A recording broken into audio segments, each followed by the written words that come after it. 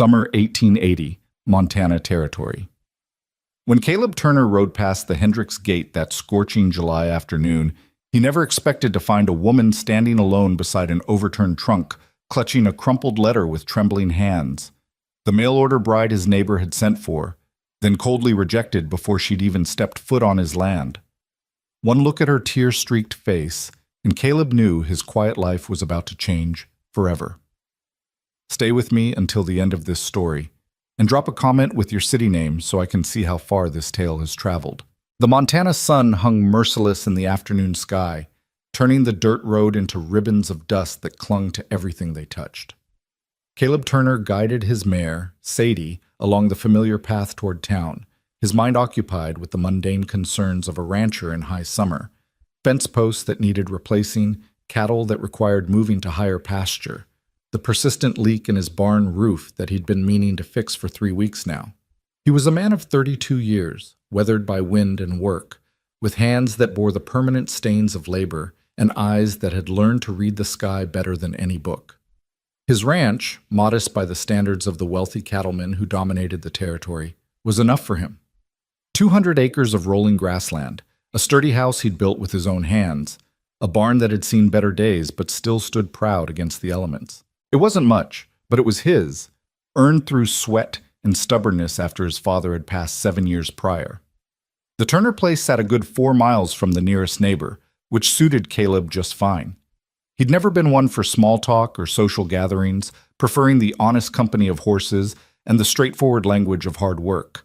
His only regular human contact came from his monthly trips to town for supplies and the occasional nod exchanged with Marcus Hendricks, whose sprawling ranch bordered his own to the east.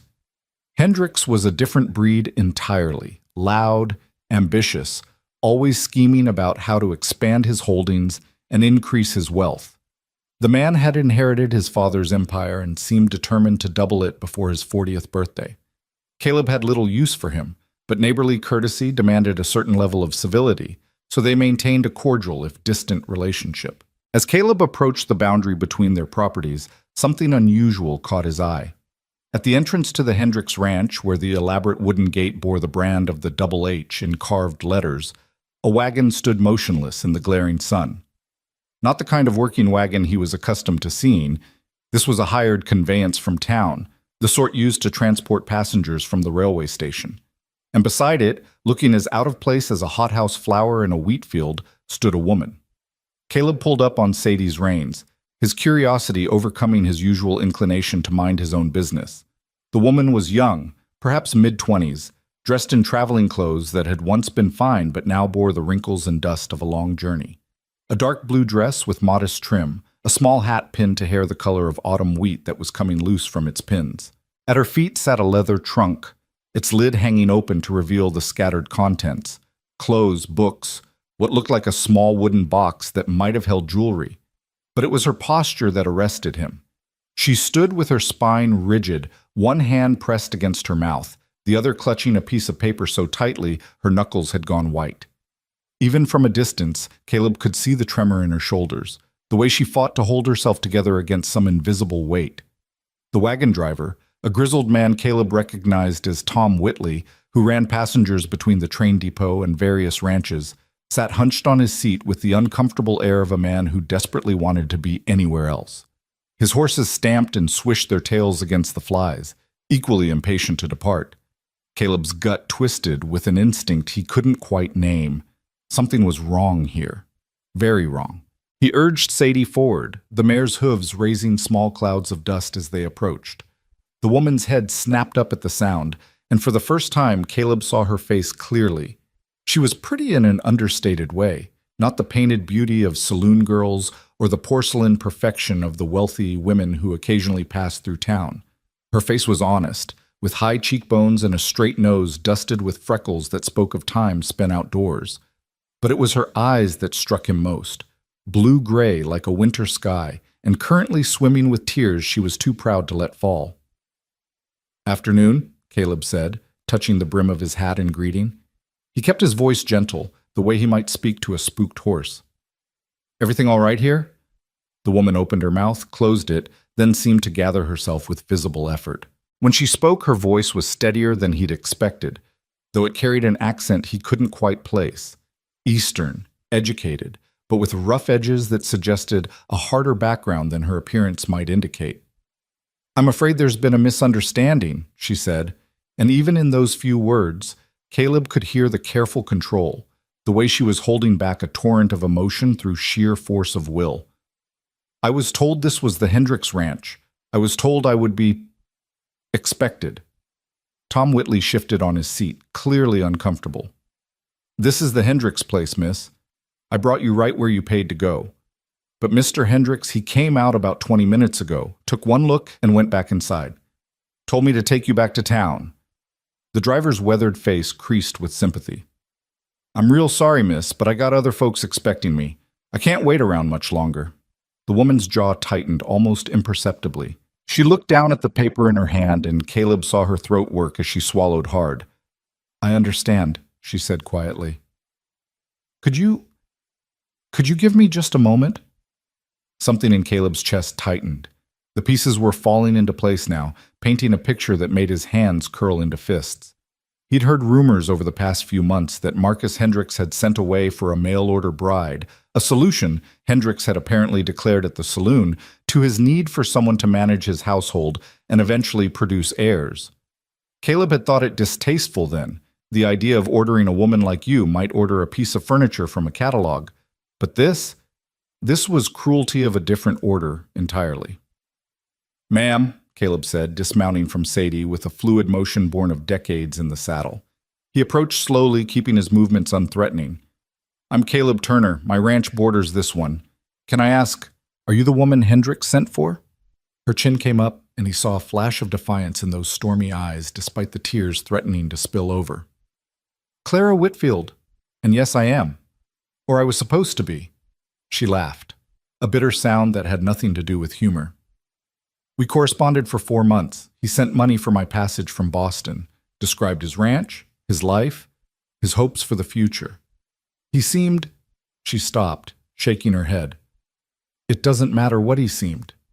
"What happened?" Caleb asked, though he suspected he already knew. Clara held out the crumpled paper in her hand. After a moment's hesitation, Caleb took it, smoothing out the wrinkles to read the harsh scrawl written there. "Miss Whitfield. I cannot in good conscience proceed with our arrangement. Your appearance does not match the expectations set by your photograph, and I have reason to believe you were not entirely truthful in your correspondence. I will arrange for your return passage to Boston, but I cannot offer you a place in my home. I wish you well in your future endeavors. M. Hendricks." Caleb read it twice, his anger building with each word. The arrogance of it, the casual dismissal, as if this woman were nothing more than a disappointing purchase to be returned to the store. He looked up at Clara, who was watching him with a mixture of embarrassment and defiance. "I was truthful," she said, her voice low but fierce. "Every word I wrote was the truth. The photograph was 2 years old, yes, but it was me. I've lost weight since then. Times have been hard, but I never lied about who I was or where I came from." "I don't doubt it," Caleb said, and he was surprised by the vehemence in his own voice. He handed the letter back to her, resisting the urge to tear it to pieces. "Hendricks is a fool." "Folks," Tom Whitley called down from his perch, his voice apologetic but firm. "I really do need to be moving along. Miss, I can take you back to town, but I need to leave now. The hotel can put you up for the night, and we can sort out your train ticket back east in the morning." Claire's composure finally cracked. Her hand flew to her mouth and a sound escaped her, half sob, half laugh. "The hotel," she repeated. "Yes, of course. The hotel." She turned to her trunk, kneeling beside it to begin gathering the scattered contents with shaking hands. "I'm sorry. I'm so sorry for the trouble." Caleb watched her try to fold a dress that had come loose, watched her hands fumble with the simple task, watched a tear finally escape and track down her cheek. Something inside him, some long-dormant sense of rightness and justice, made a decision before his rational mind could intervene. "Wait," he said. Clara looked up at him, hope and fear warring in her expression. "How much money do you have?" Caleb asked bluntly. She blinked, clearly taken aback by the question. Mr. Hendricks sent funds for the journey, but those are nearly exhausted. I have perhaps $3 left to my name. Family back east? A shadow crossed her face. No, no family. Job prospects, friends, anywhere to go? Each question seemed to strip away another layer of her composure. No, she whispered. I worked as a seamstress in a factory until it closed. That's why I answered Mr. Hendricks's advertisement. I had nothing left in Boston, nothing but debts and a room I couldn't afford. She laughed again, that same bitter sound. I suppose I'll have to go back anyway and figure something out. Caleb had never considered himself an impulsive man. His life had been built on careful planning, measured decisions, the kind of methodical thinking that kept a ranch running and animals fed. But standing there in the dust and heat, watching this woman try to salvage her dignity along with her scattered belongings, he found himself saying words he'd never imagined speaking. Come with me. Clara's head snapped up. What? Come with me, Caleb repeated, more certain now. To my ranch. I have a spare room. It's nothing fancy, but it's clean and private. You can stay there while you figure out what comes next. No obligations, no expectations, just a roof over your head and time to think. I couldn't possibly, Clara began, but Caleb held up a hand. You could, and you should. Look, I know we're strangers. I know you have no reason to trust me, but you can ask anyone in town. Caleb Turner is a man of his word. I'm offering you a place to stay, nothing more. You keep to yourself if you want, or you help out around the ranch if you prefer. Either way, it's better than burning your last $3 on a hotel room and facing down a trip back east with empty pockets. Tom Whitley was watching this exchange with frank interest, his earlier impatience forgotten. Clara looked between the two men, her mind clearly racing through possibilities and dangers. Why would you do this? She asked finally. You don't know me. Caleb considered the question. Why indeed? He barely understood it himself. But as he looked at her, at the pride in her spine despite the tears on her cheeks, at the strength it must have taken to travel halfway across the country to start a new life, at the courage required to remain standing when that new life had just been crushed before it could begin, he found his answer. Because it's the right thing to do, he said simply. Because Hendricks did you wrong, and somebody ought to make it right. And because, he paused, choosing his words carefully, because nobody should be left standing alone at a gate with nowhere to go. The silence stretched between them, broken only by the stamping of horses and the distant call of a crow. Clara studied his face, and Caleb had the uncomfortable sensation of being thoroughly examined, weighed, and measured by those keen eyes. Finally, she spoke. If I accept it's only temporary, until I can find work, earn enough for passage somewhere, make my own way. I won't be a burden on your charity. Fair enough, Caleb agreed. And I'll work for my keep. I'm a good cook, and I can sew, clean, tend animals. I grew up on a small farm before, She stopped herself. I'm not afraid of hard work. I never thought you were.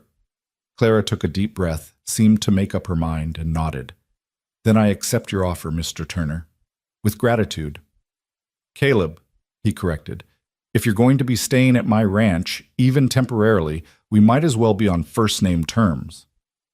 Clara, she replied, and for the first time since he'd arrived, something like a real smile flickered across her face. It transformed her entirely, chasing away the shadows and revealing a warmth that had been buried beneath fear and humiliation. Tom Whitley cleared his throat. Well, if that's settled, I'll be on my way. Miss Whitfield, Clara, you sure about this? Clara looked at Caleb one more time, then nodded firmly. I'm sure. All right then. Good luck to you both. The driver tipped his hat and clucked to his horses, the wagon lurching into motion and leaving them in a fresh cloud of dust. Caleb moved to help Clara repack her trunk, kneeling beside her in the dirt. Up close, he could see the quality of her belongings, not expensive, but well-made and carefully maintained. Several dresses, all modest and practical. A few books, their spines cracked from repeated reading. A hairbrush with a simple wooden handle. A photograph in a tarnished frame showing a younger Clara with two people who must have been her parents, all three smiling at something outside the frame. I'm sorry, Clara said quietly as they worked. I know this must be incredibly awkward for you, taking in a strange woman, dealing with your neighbors. She stopped, her hand stilling on a folded petticoat. You'll probably face gossip because of this. Caleb shrugged, closing the trunk's lid and latching it securely. Let them talk. Anyone who knows me knows I'm not the type to... He paused, searching for delicate phrasing. I'm offering you a safe place, Clara. Nothing more. Your reputation is your own, and I'll do nothing to compromise it. Thank you, she whispered. Together they secured the trunk to Sadie's saddle. The mare was strong enough to bear the extra weight for the relatively short journey to his ranch. Clara would have to walk, but she nodded when he explained this, gathering her skirts with practical efficiency. As they started down the road, leaving the ornate gates of the Hendricks ranch behind, Caleb found himself acutely aware of the woman walking beside him. She moved with her head high despite everything, her step steady even though she must be exhausted from travel and emotional turmoil. There was steel in her spine, he realized. Whatever had brought her to this point, whatever hardships she'd faced, they hadn't broken her.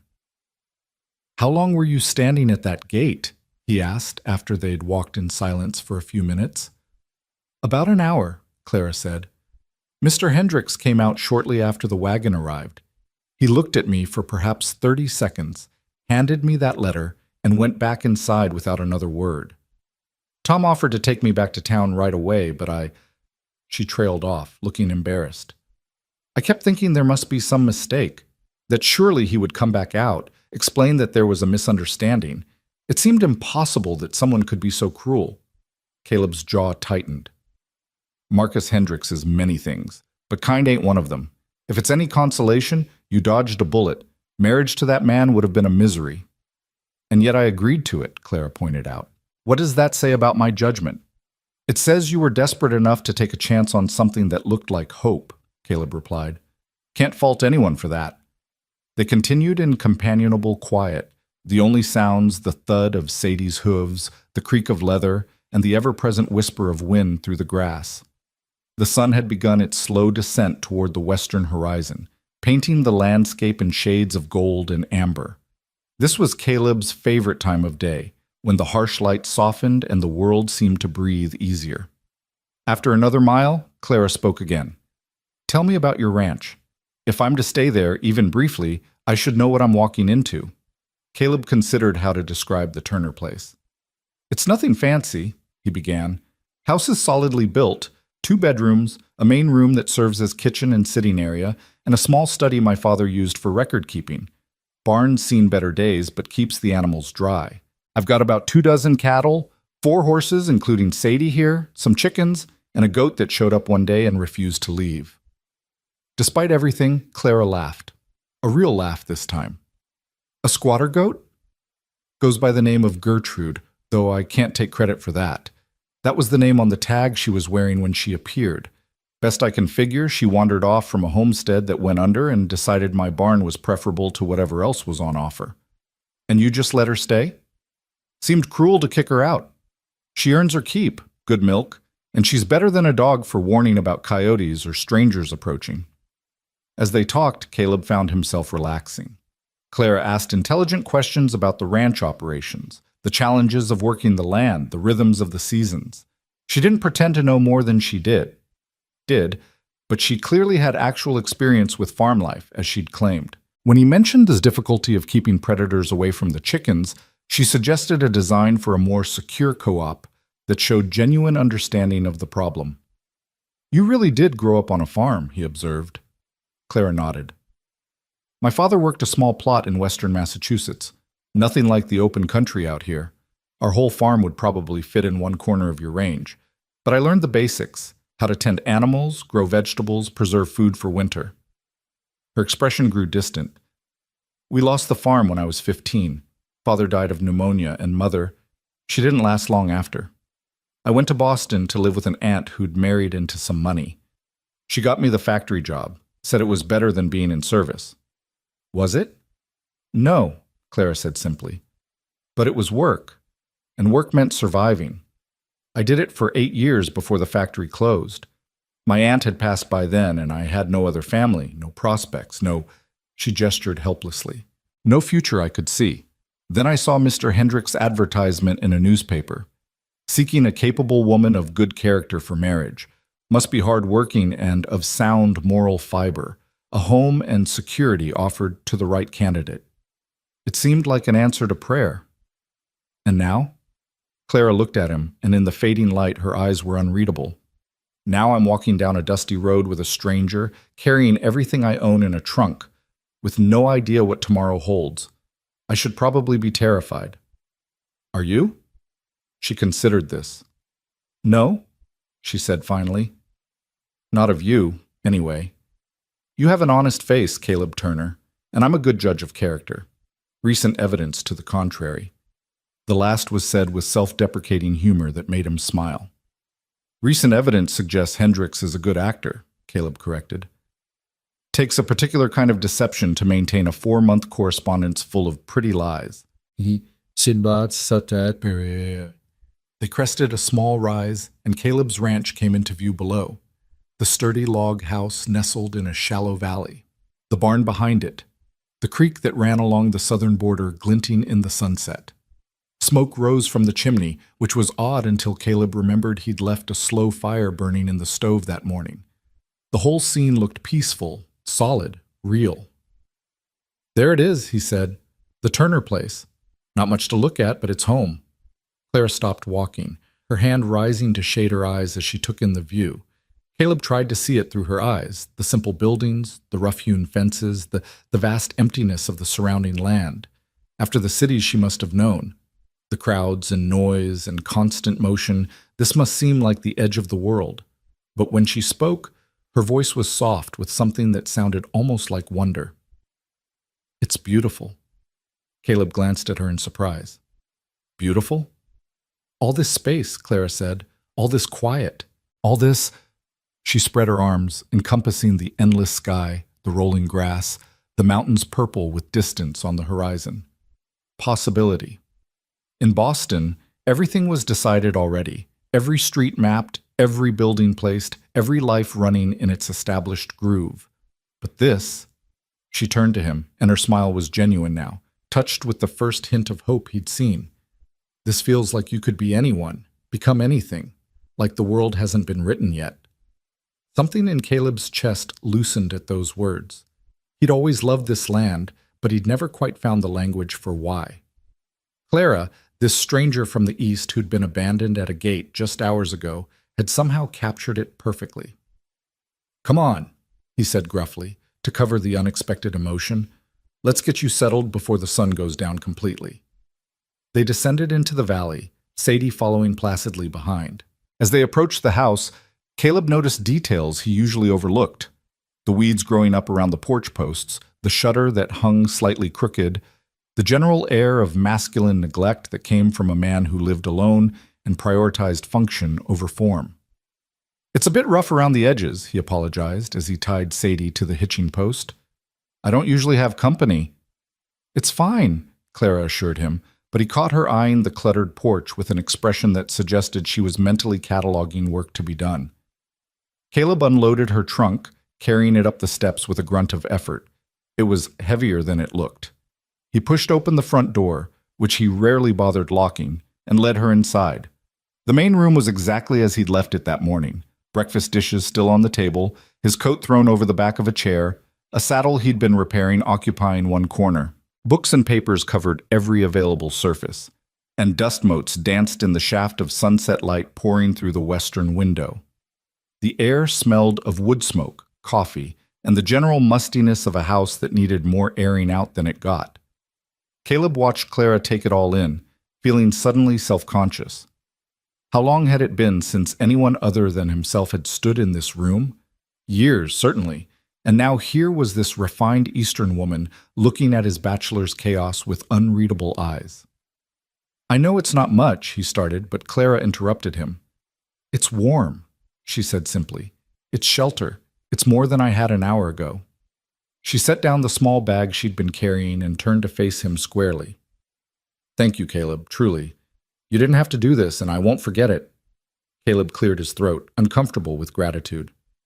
Yeah, well, let me show you your room, then I'll see about getting some supper together.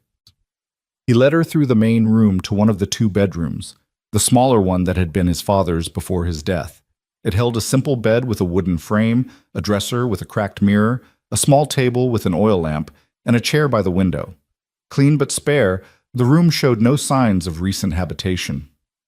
"It's not fancy," Caleb said again, setting her trunk at the foot of the bed. "But the roof doesn't leak, and you'll have privacy. I'll be in the other bedroom, and I'll make sure to knock if I need anything. Door has a lock on the inside if that makes you more comfortable." Clara moved to the window, looking out at the barn and the hills beyond. "It's perfect," she said quietly. Then, turning to face him, "I meant what I said earlier. I'll work for my keep. Tomorrow morning, I'll start earning my place here." "Tomorrow morning, you'll rest," Caleb countered. "You've had a hell of a day. Work can wait." Rest is a luxury I can't afford right now, Clara said, but there was no heat in it. She looked exhausted, now that he really looked at her.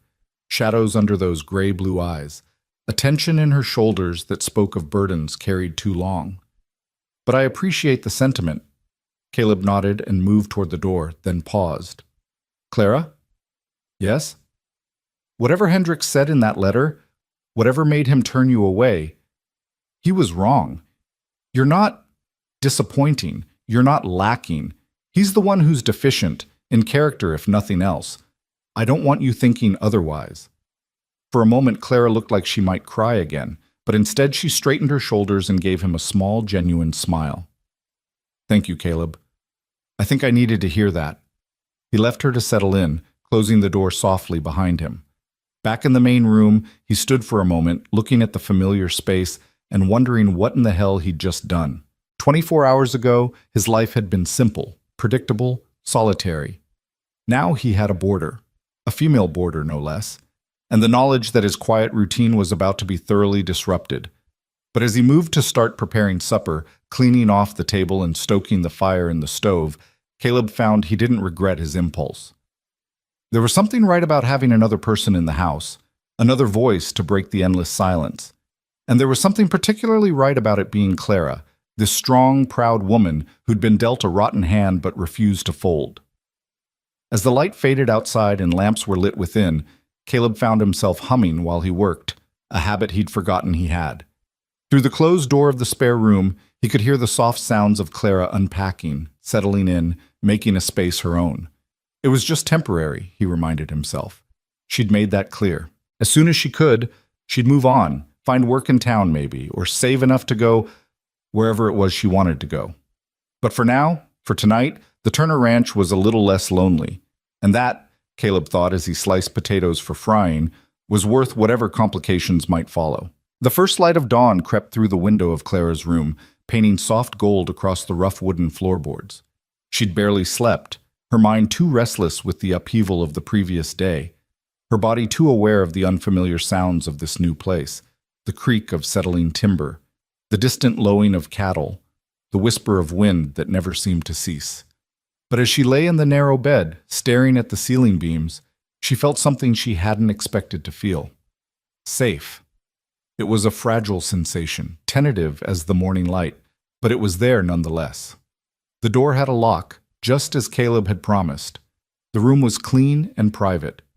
And most importantly, the man who'd brought her here had asked nothing of her beyond her name and her story. No leering looks, no inappropriate suggestions, no sense that his charity came with hidden costs.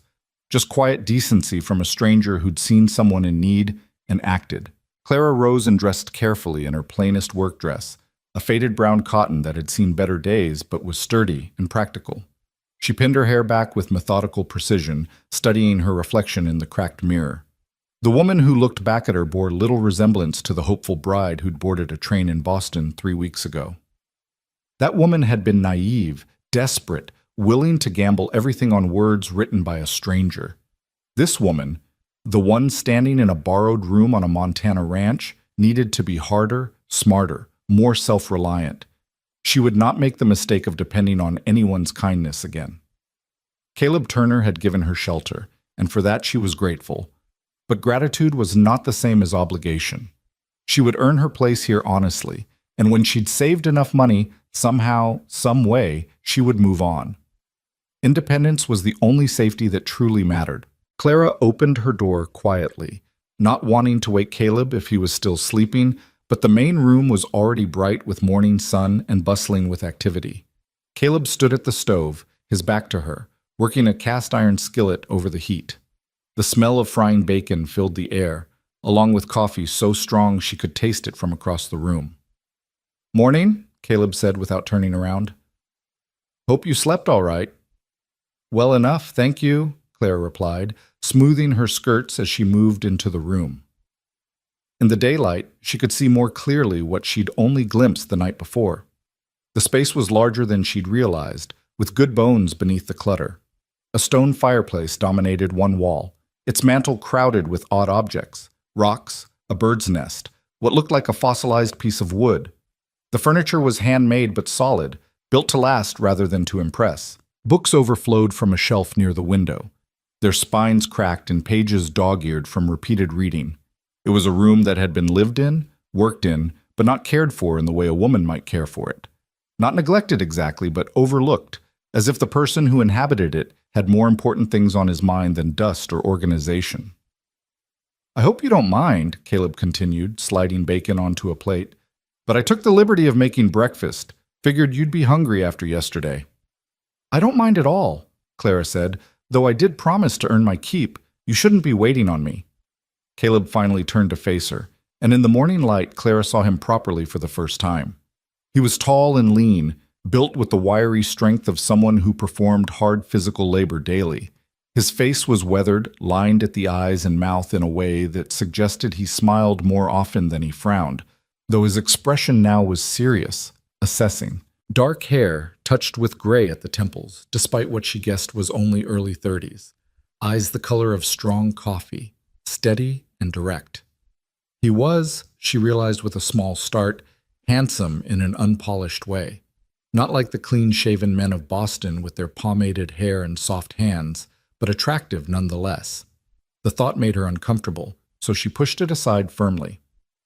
"We can talk about earning keep after you've had some food," Caleb said, gesturing to the table, which he'd cleared of the previous day's clutter. 2 plates waited there, along with cups for coffee. "Sit, eat, then we'll figure out how things are going to work around here." Clara wanted to argue, to assert her independence immediately, but her stomach betrayed her with an audible growl. She hadn't eaten since a stale biscuit on the train yesterday morning. Swallowing her pride, she sat. Caleb brought the plates over, bacon, fried eggs, thick slices of bread toasted over the fire. Simple food, but well prepared and generous. He poured coffee into her cup, and she wrapped her hands around it gratefully, inhaling the rich steam. They ate in silence for several minutes, the only sounds the clink of cutlery against plates and the morning chorus of birds outside. Clara found herself studying Caleb surreptitiously between bites. He ate with the efficient manner of someone who viewed meals as fuel rather than social occasions, but there was nothing crude about his table manners. He'd been raised right, she could tell, taught proper behavior even if he didn't always bother with formalities when alone. "This is very good," Clara said finally. "Thank you," Caleb shrugged. "Basic cooking. Nothing fancy. Better than what I could make in my boarding house room. I had a single hot plate and 3 square feet of space." She took another bite of egg, surprised by how hungry she actually was. "This is luxury by comparison." "Tell me about Boston," Caleb said suddenly. "What was it like? I've never been further east than Chicago." Clara considered how to answer, how much to reveal. But something about the quiet of the morning, the sense of safety she'd woken with, made her more forthcoming than she might otherwise have been. "Crowded," she said. "That's the first word that comes to mind. Thousands of people packed into buildings, packed into streets. Everyone rushing somewhere. Always noise, always movement. The factory where I worked was on the 4th floor of a building that should have only held 2 floors worth of machinery. We worked 12-hour shifts 6 days a week, making shirts for people who would never know our names or care about our lives." "Sounds grim," Caleb observed. "It was," Clara agreed, "but it was also alive, in a way. There was culture, theaters, libraries, lectures. If you had money, you could see and do almost anything. I didn't have money, of course, but sometimes I'd walk past the opera house or the museum and imagine what it would be like to go inside." "Did you ever?" "Once. The library offered free concerts on Sunday afternoons. I went to hear a string quartet perform Mozart." Clara smiled at the memory. "It was the most beautiful thing I'd ever heard. For 1 hour, I wasn't a factory girl with worn-out shoes and perpetually stained fingers. I was just someone listening to music. Caleb refilled her coffee cup. We don't have much culture out here. Occasionally a traveling show comes through town, musicians, actors, that sort of thing. Mostly it's just work and weather and trying to survive. And yet you stay, Clara observed. You could go east, find city work. You're clearly educated. She nodded toward the overflowing bookshelf. You could probably do well in business or law or any number of professions. Could, Caleb acknowledged, but I'd hate every minute of it. This land... He paused, searching for words. It's in my blood, I guess. My grandfather came out here in the 40s, staked a claim, built something from nothing. My father expanded it, made it work despite droughts and harsh winters and all the thousand things that can go wrong. When he died, leaving it felt like betraying everything they'd built, everything they'd sacrificed. So you sacrificed yourself instead, Clara said quietly. Caleb's eyes sharpened. I wouldn't call it sacrifice. This is the life I chose. But did you? Choose it, I mean. Or did you just inherit it and convince yourself it was a choice? The words hung between them, perhaps too bold, too familiar for two people who'd known each other less than a day. Clara half expected Caleb to take offense, to remind her she was a guest, and guests didn't question their hosts. Instead, he leaned back in his chair and regarded her with something like respect. You're perceptive, he said finally. And maybe you're right. Maybe I didn't choose this so much as accept it. But here's the thing. Even if it started as obligation, it became something more. This ranch, this land, it's mine in a way nothing else ever could be. I know every creek bed, every stand of trees, every place where the grass grows thick and where it thins out. I've delivered calves in the spring and hunted elk in the fall. I've survived blizzards that should have killed me and droughts that nearly bankrupted me. And through it all, I've been free. Free, Clara repeated, tasting the word. Is anyone truly free? Freer than most, Caleb countered. I answer to no boss, keep no schedule, but the one nature sets. If I want to spend a day reading instead of working, I can. If I want to ride out to the far pasture just to watch the sunset, there's nobody to tell me no. That's freedom, or as close to it as most folks ever get. Clara thought about her own life. The factory bells that had dictated every moment of her day, the boarding house rules that had governed her evenings, the constant grinding pressure of bills and debts and obligations, the desperate gamble she'd made on Marcus Hendricks's promises because she'd seen no other path to something better. I think, she said slowly, that I've never been free a day in my life.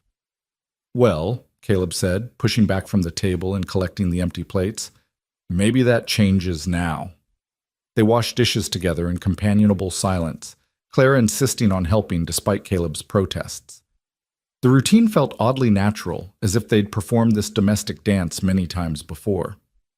When the last plate was dried and put away, Caleb turned to her with a more businesslike expression.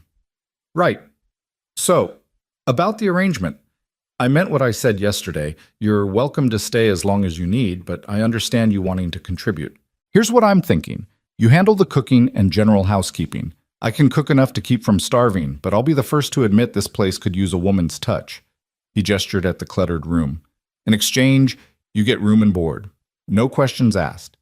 When you're ready to move on, you move on. No hard feelings, no obligations beyond the day-to-day. That's too generous, Clara protested. Cooking and cleaning aren't enough to justify... There's more, Caleb interrupted. If you're willing, I could use help with the animals, feeding chickens, collecting eggs, milking Gertrude. Basic ranch work, nothing too strenuous. And if you meant what you said about being good with a needle, I've got about a dozen shirts that need mending and pants with holes in places I'd rather not discuss. Despite herself, Clara smiled. I can manage all of that, but it still seems like you're getting the short end of the arrangement. Let me be the judge of that, Caleb said firmly.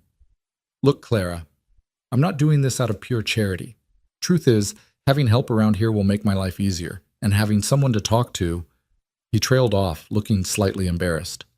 Well, it's been a long time since I had regular conversation. Gets lonely out here sometimes. The admission surprised her with its honesty. Most men she'd known would rather die than admit to loneliness, viewing it as a weakness to be hidden rather than a human need to be acknowledged. Then we have an agreement, Clara said, extending her hand formally. Room and board in exchange for household management and basic ranch assistance, for as long as the arrangement suits us both. Caleb shook her hand, his grip firm but careful. Deal. Now, how about I show you around, introduce you to the animals, explain the daily routine, all that? For the next 2 hours, Caleb led Clara through the ranch, explaining as they went. The barn first, where 4 horses regarded her with liquid eyes from their stalls. There was Sadie, the steady mare who'd carried Clara's trunk yesterday, a gelding named Charlie, who Caleb used for herding cattle, and 2 younger horses still in training, siblings named Jack and Jill, with matching white blazes on their foreheads. Can you ride? Caleb asked as Clara stroked Sadie's velvet nose. I could once, years ago. I'm probably rusty. We'll fix that if you're interested. Being able to ride makes everything easier out here. Distances are too great for walking everywhere. They moved on to the chicken coop where a dozen hens scratched and pecked at the dirt. Caleb explained the feeding schedule, showed her where the grain was kept, demonstrated how to check for eggs without getting pecked by the more aggressive birds. That one's Henrietta, he said, pointing to a particularly large brown hen. She's the boss of the flock and she knows it. Don't let her bully you. She'll take advantage if you show any fear. As if to prove the point, Henrietta fixed Clara with a beady eye and made a low, threatening sound in her throat. I face down factory foreman, Clara told the hen calmly. You don't scare me. Caleb laughed, a sound that transformed his usually serious face. I think you're going to get along just fine. The infamous Gertrude waited in a small shed attached to the barn, a black and white goat with intelligent eyes and an attitude that suggested she considered humans barely tolerable. She tolerated Clara's introduction with the air of a queen granting an audience to a peasant. She's particular, Caleb warned. Doesn't like anyone touching her except during milking time, and even then she's liable to kick if you're not paying attention. But she gives good milk, and like I said, she's better than a watchdog for raising alarm. They walked the perimeter of the immediate ranch area, Caleb pointing out landmarks and explaining boundaries. The creek that provided water, running clear and cold from the mountains. The vegetable garden, currently neglected and overrun with weeds. The woodpile that needed replenishing before winter. The far pastures where the cattle grazed, visible as dark spots against the golden grass. Clara absorbed it all, her practical mind already cataloging tasks and possibilities. The garden could be salvaged. It wasn't too late in the season to get a decent harvest of root vegetables and late greens. The house needed a thorough cleaning, but the structure was sound. The chicken coop could be improved with some minor repairs that would make egg collection easier and safer. There was work here, honest work, the kind that produced tangible results. It's a lot, Caleb said as they stood looking out over the land. I know it probably seems overwhelming, but you don't have to do everything at once. Take your time, figure out your own routine. I'm not overwhelmed, Clara said. I'm grateful. For the first time in years, I can see a purpose to my days beyond just surviving until the next day. They headed back toward the house, walking side by side through the tall grass. The sun had climbed higher, burning off the last of the morning coolness and promising another hot afternoon. Insects hummed in the air, and somewhere a hawk called out, circling on thermal currents invisible to human eyes. Can I ask you something? Clara said as they approached the porch. Sure. Yesterday, you said nobody should be left standing alone at a gate with nowhere to go. It seemed like maybe you weren't just talking about me. Like maybe you've been there yourself in some way. Caleb was quiet for a long moment, his jaw working as if chewing on whether to answer. Finally, he spoke. After my father died, there was a woman, Elizabeth. We'd been courting for about a year, had an understanding that we'd marry. She was the daughter of one of the big ranchers, educated back east, pretty as a picture. I thought she loved me, and I know I loved her. He paused, staring out at the horizon. But after the funeral, when it became clear just how much debt my father had left, how precarious the ranch's finances were, Elizabeth's father put an end to things. Said he wouldn't see his daughter tied to a failing operation. She didn't fight him on it, just handed me back the ring I'd given her and married a banker from Denver 6 months later. I'm sorry, Clara said quietly. It was 7 years ago. I got over it. But the way he said it suggested that wasn't entirely true. But standing there yesterday, watching you hold that rejection letter from Hendricks, I remembered what it felt like. To be judged and found wanting. To have someone look at you and decide you're not enough. He turned to face her. I wouldn't wish that feeling on anyone. Clara felt something shift in her chest, a softening toward this man who'd saved her from humiliation and desperation. Not attraction exactly, or if it was, she refused to examine it too closely, but a deeper understanding. They were both wounded in their way, both carrying scars that hadn't fully healed. Thank you for telling me that, she said. And for the record, Elizabeth's loss was your gain. Anyone who values money over character isn't worth having. Caleb smiled, but it was tinged with sadness. Funny, that's almost exactly what my father would have said. They spent the rest of the morning working together. Caleb had cattle to check on in the far pasture, so Clara tackled the house, starting with the main room. She opened all the windows to let fresh air sweep through, then began the process of organizing the chaos into something resembling order. Books went on shelves, papers into neat stacks, dishes to their proper places. She found a broom in a closet and swept the floors, then attacked the dust that had settled on every surface. As she worked, she found herself humming, old songs her mother had taught her, melodies that had been buried beneath years of factory noise and city clamor. The physical labor felt good, purposeful in a way that factory work had never been. There, she'd been a cog in a machine producing products she'd never use for people she'd never meet. Here, every clean surface and organized shelf directly improved her immediate environment. The results were visible, satisfying. She was scrubbing the table when she heard hoofbeats approaching. Through the window, she saw Caleb returning on Charlie, the horse's coat dark with sweat. He dismounted with fluid ease and led the gelding to the barn, moving with the natural grace of someone who'd spent a lifetime in the saddle. Clara turned back to her work, but she found her thoughts drifting to her employer, if that was even the right word for what Caleb was. He'd said this wasn't charity, that he was getting something out of the arrangement too, but Clara couldn't quite believe that. The work she was doing, while helpful, hardly seemed equivalent to room, board, and sanctuary, which meant he was either lying about his motivations or genuinely didn't realize how much more he was giving than receiving. She suspected the latter. There was a straightforwardness about Caleb that suggested he wasn't capable of much deception. He said what he meant and meant what he said, a refreshing quality in a world where Clara had learned to distrust pretty words and promises. "Good Lord," Caleb said from the doorway, pulling her from her thoughts. "Did you clean or perform magic? I barely recognized the place." Clara straightened, wiping her hands on her apron. "Just basic housekeeping, though I'd argue it had been neglected long enough to qualify as advanced housekeeping." Fair point. Caleb hung his hat on a peg by the door and surveyed the transformed room. "Looks good. Really good. Makes me realize how much I'd let things go." "It happens when you're managing everything alone," Clara said. "You prioritize what's necessary for survival and let everything else slide." "I did the same in my boarding house room." Caleb moved to the water bucket, ladled out a drink, and downed it in one long swallow. "I checked the cattle.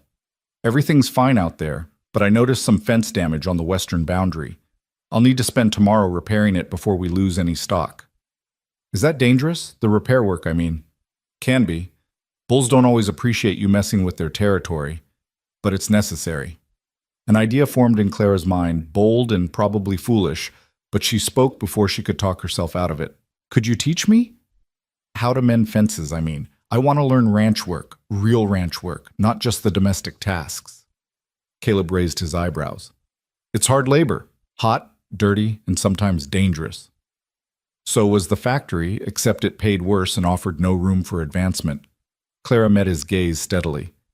"I'm stronger than I look, and I learn quickly. If I'm going to be here, even temporarily, I might as well learn skills that could be useful elsewhere." "Elsewhere?" Caleb repeated.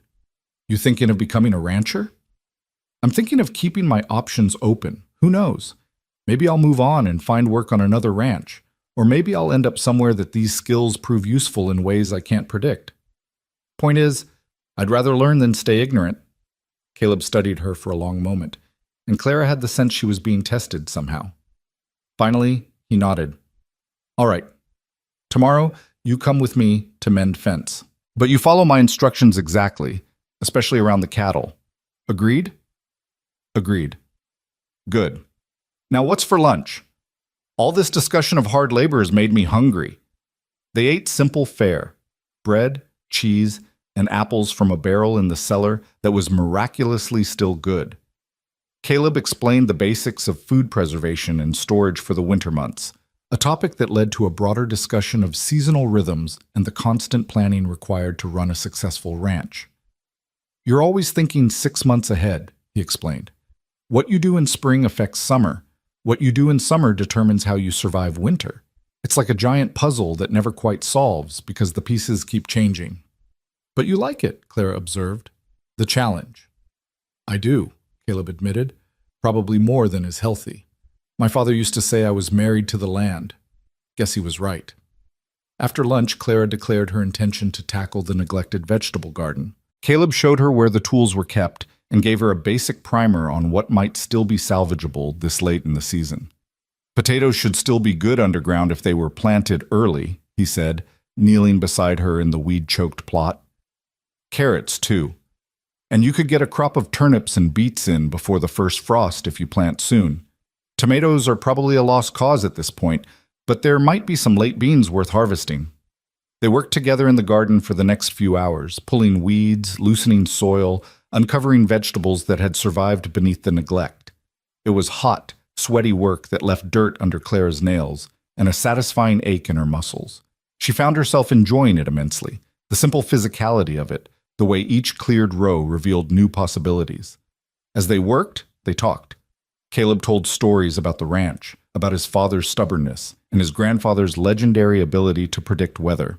Clara shared carefully edited versions of her own history: the farm she'd grown up on, the aunt who'd helped her after her parents died, the years in Boston that she summarized without dwelling on the hardest parts. She didn't tell him about the man at the factory who'd promised to marry her if she'd lend him money for a business venture. Didn't mention how she'd scraped together her meager savings and given it to him, only to watch him disappear with the funds and another girl. Didn't talk about the landlady who'd threatened eviction when Clara was 3 weeks behind on rent, or the night she'd gone to bed hungry because food meant choosing between eating and keeping a roof over her head. Some wounds were still too fresh to share with anyone, even someone as seemingly trustworthy as Caleb Turner.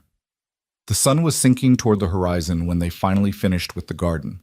Clara stood, stretching her back and surveying their work with satisfaction. What had been a weedy mess that morning was now neat rows of cleared earth, ready for planting. They'd harvested 24 potatoes, a bushel of carrots, and enough beans to make several meals. "You're good at this," Caleb observed, wiping sweat from his brow. "The garden looks better than it has in 2 years." "It's not so different from the small plot we had in Massachusetts," Clara said. "My mother used to say that dirt doesn't care whether you're rich or poor. It responds to honest work either way."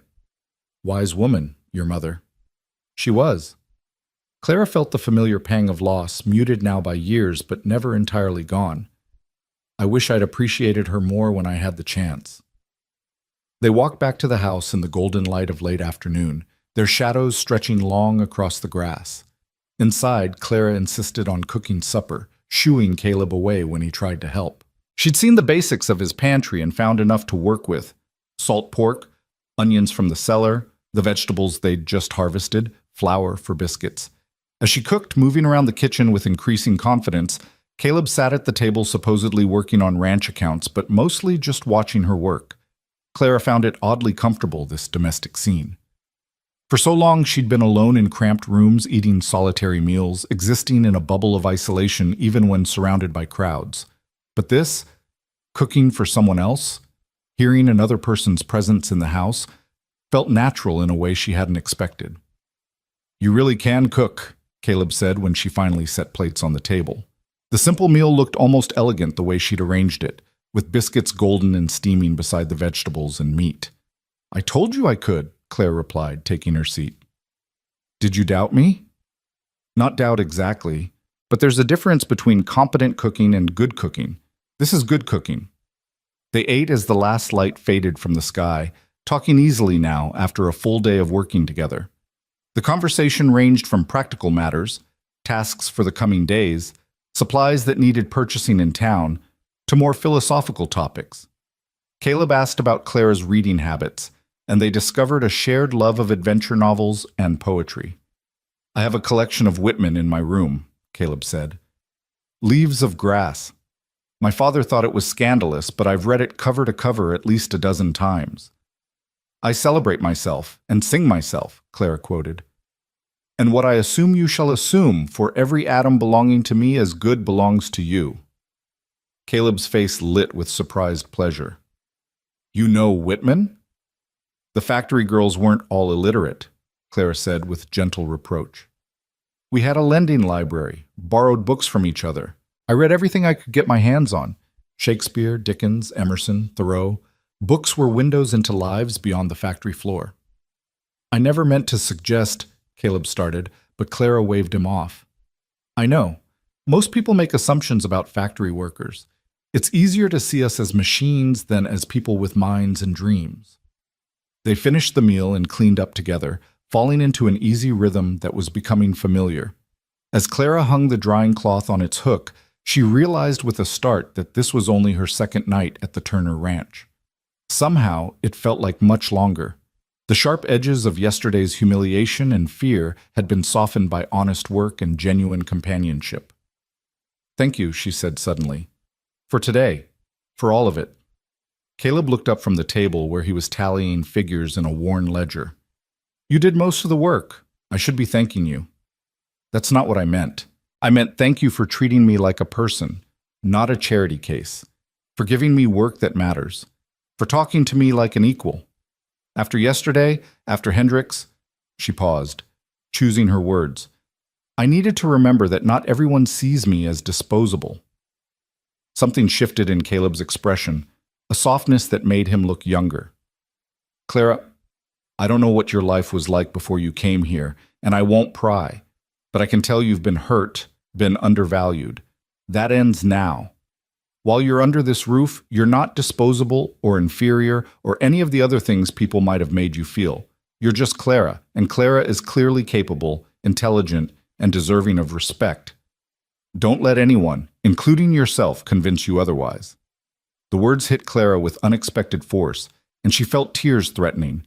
She blinked them back fiercely, refusing to cry in front of this man who'd already seen her at her lowest. Thank you, she managed. You're welcome. Now I'm going to take a walk before bed. Need to check that the barn's secured for the night. You get some rest. Tomorrow's fence mending, and it's going to be a long day. After he left, Clara stood in the quiet house, listening to the sounds of the Montana night filtering through the walls. Somewhere an owl called, its voice carrying across the darkness. The wind whispered through the grass with a sound like the ocean, though Clara had never seen an ocean to know if the comparison was accurate. She moved to the window and looked out at the star-scattered sky, vast and brilliant in a way city skies never were. Out there in the darkness, Caleb moved from house to barn, checking on animals and securing doors, performing the nightly rituals that kept this small world functioning. And in here, in this sturdy house, with its clean floors and organized shelves, Clara felt something she'd almost forgotten existed. Hope. It was tentative still, fragile as new ice on a winter pond. But it was there, warming her chest and loosening the tight knot of anxiety that had lived in her gut for longer than she cared to remember. Maybe, just maybe, she would be all right. Maybe this temporary refuge would give her time to heal, to plan, to become the person she was meant to be rather than the person circumstances had forced her to be. She thought about the garden they'd cleared today, the neat rows of earth waiting for new seeds. That's what she was, cleared ground, ready for planting. What would grow there remained to be seen, but for the first time in years she was genuinely curious about the answer. The weeks that followed settled into a rhythm that felt both surprising and inevitable. Clara woke each morning before dawn, moving quietly through the house to start coffee and prepare breakfast while Caleb tended to the animals. They'd eat together as the sun climbed over the eastern hills, discussing the day's tasks with the easy familiarity of people who'd worked together for years rather than weeks. Then they'd separate to their respective duties, Caleb to the cattle and horses, Clara to the house and garden, before reuniting for lunch and whatever afternoon projects required two pairs of hands. True to his word, Caleb taught her ranch work. That first day of fence mending had been brutal. They'd ridden out together, Clara on the gentle Sadie, while Caleb led a pack horse loaded with tools and supplies. The western fence line ran for miles across rolling terrain, and the damaged section Caleb had spotted turned out to be nearly 100 yards of posts that had rotted at the base and wire that had rusted through in multiple places. Clara had watched carefully as Caleb demonstrated the proper technique for digging out old posts and setting new ones, for stretching wire tight enough to be secure but not so tight it would snap in winter cold, for fastening everything so it would hold against the pressure of curious cattle in harsh weather. Then he'd handed her the tools and told her to try. Her first attempt had been clumsy, the post crooked and the wire slack, but Caleb had simply nodded and said, "Again," without criticism or impatience. She'd tried again and again until her hands blistered and her shoulders screamed and the sun beat down on her neck with merciless intensity. But by mid-afternoon, she'd set 3 posts that Caleb declared would hold, and the small surge of pride she felt at his approval was worth every ache. They'd worked that fence line for 3 full days before declaring it finished. Clara's hands had bled, her muscles had protested every movement, and she'd collapsed into bed each night too exhausted even to read. But she'd learned. The next time they'd had to repair fence, a section damaged by a fallen tree during a summer storm, she'd worked with confidence and skill, and Caleb had complimented her technique. He taught her other things too. How to read the sky for weather, watching for the particular quality of clouds that meant rain or the clear, brittle look that preceded a cold snap. How to move among the cattle without spooking them, using calm movements and a firm voice. How to check a horse's hooves for stones or signs of injury. How to saddle and bridle properly. How to sit a trot without bouncing and a canter without losing her seat.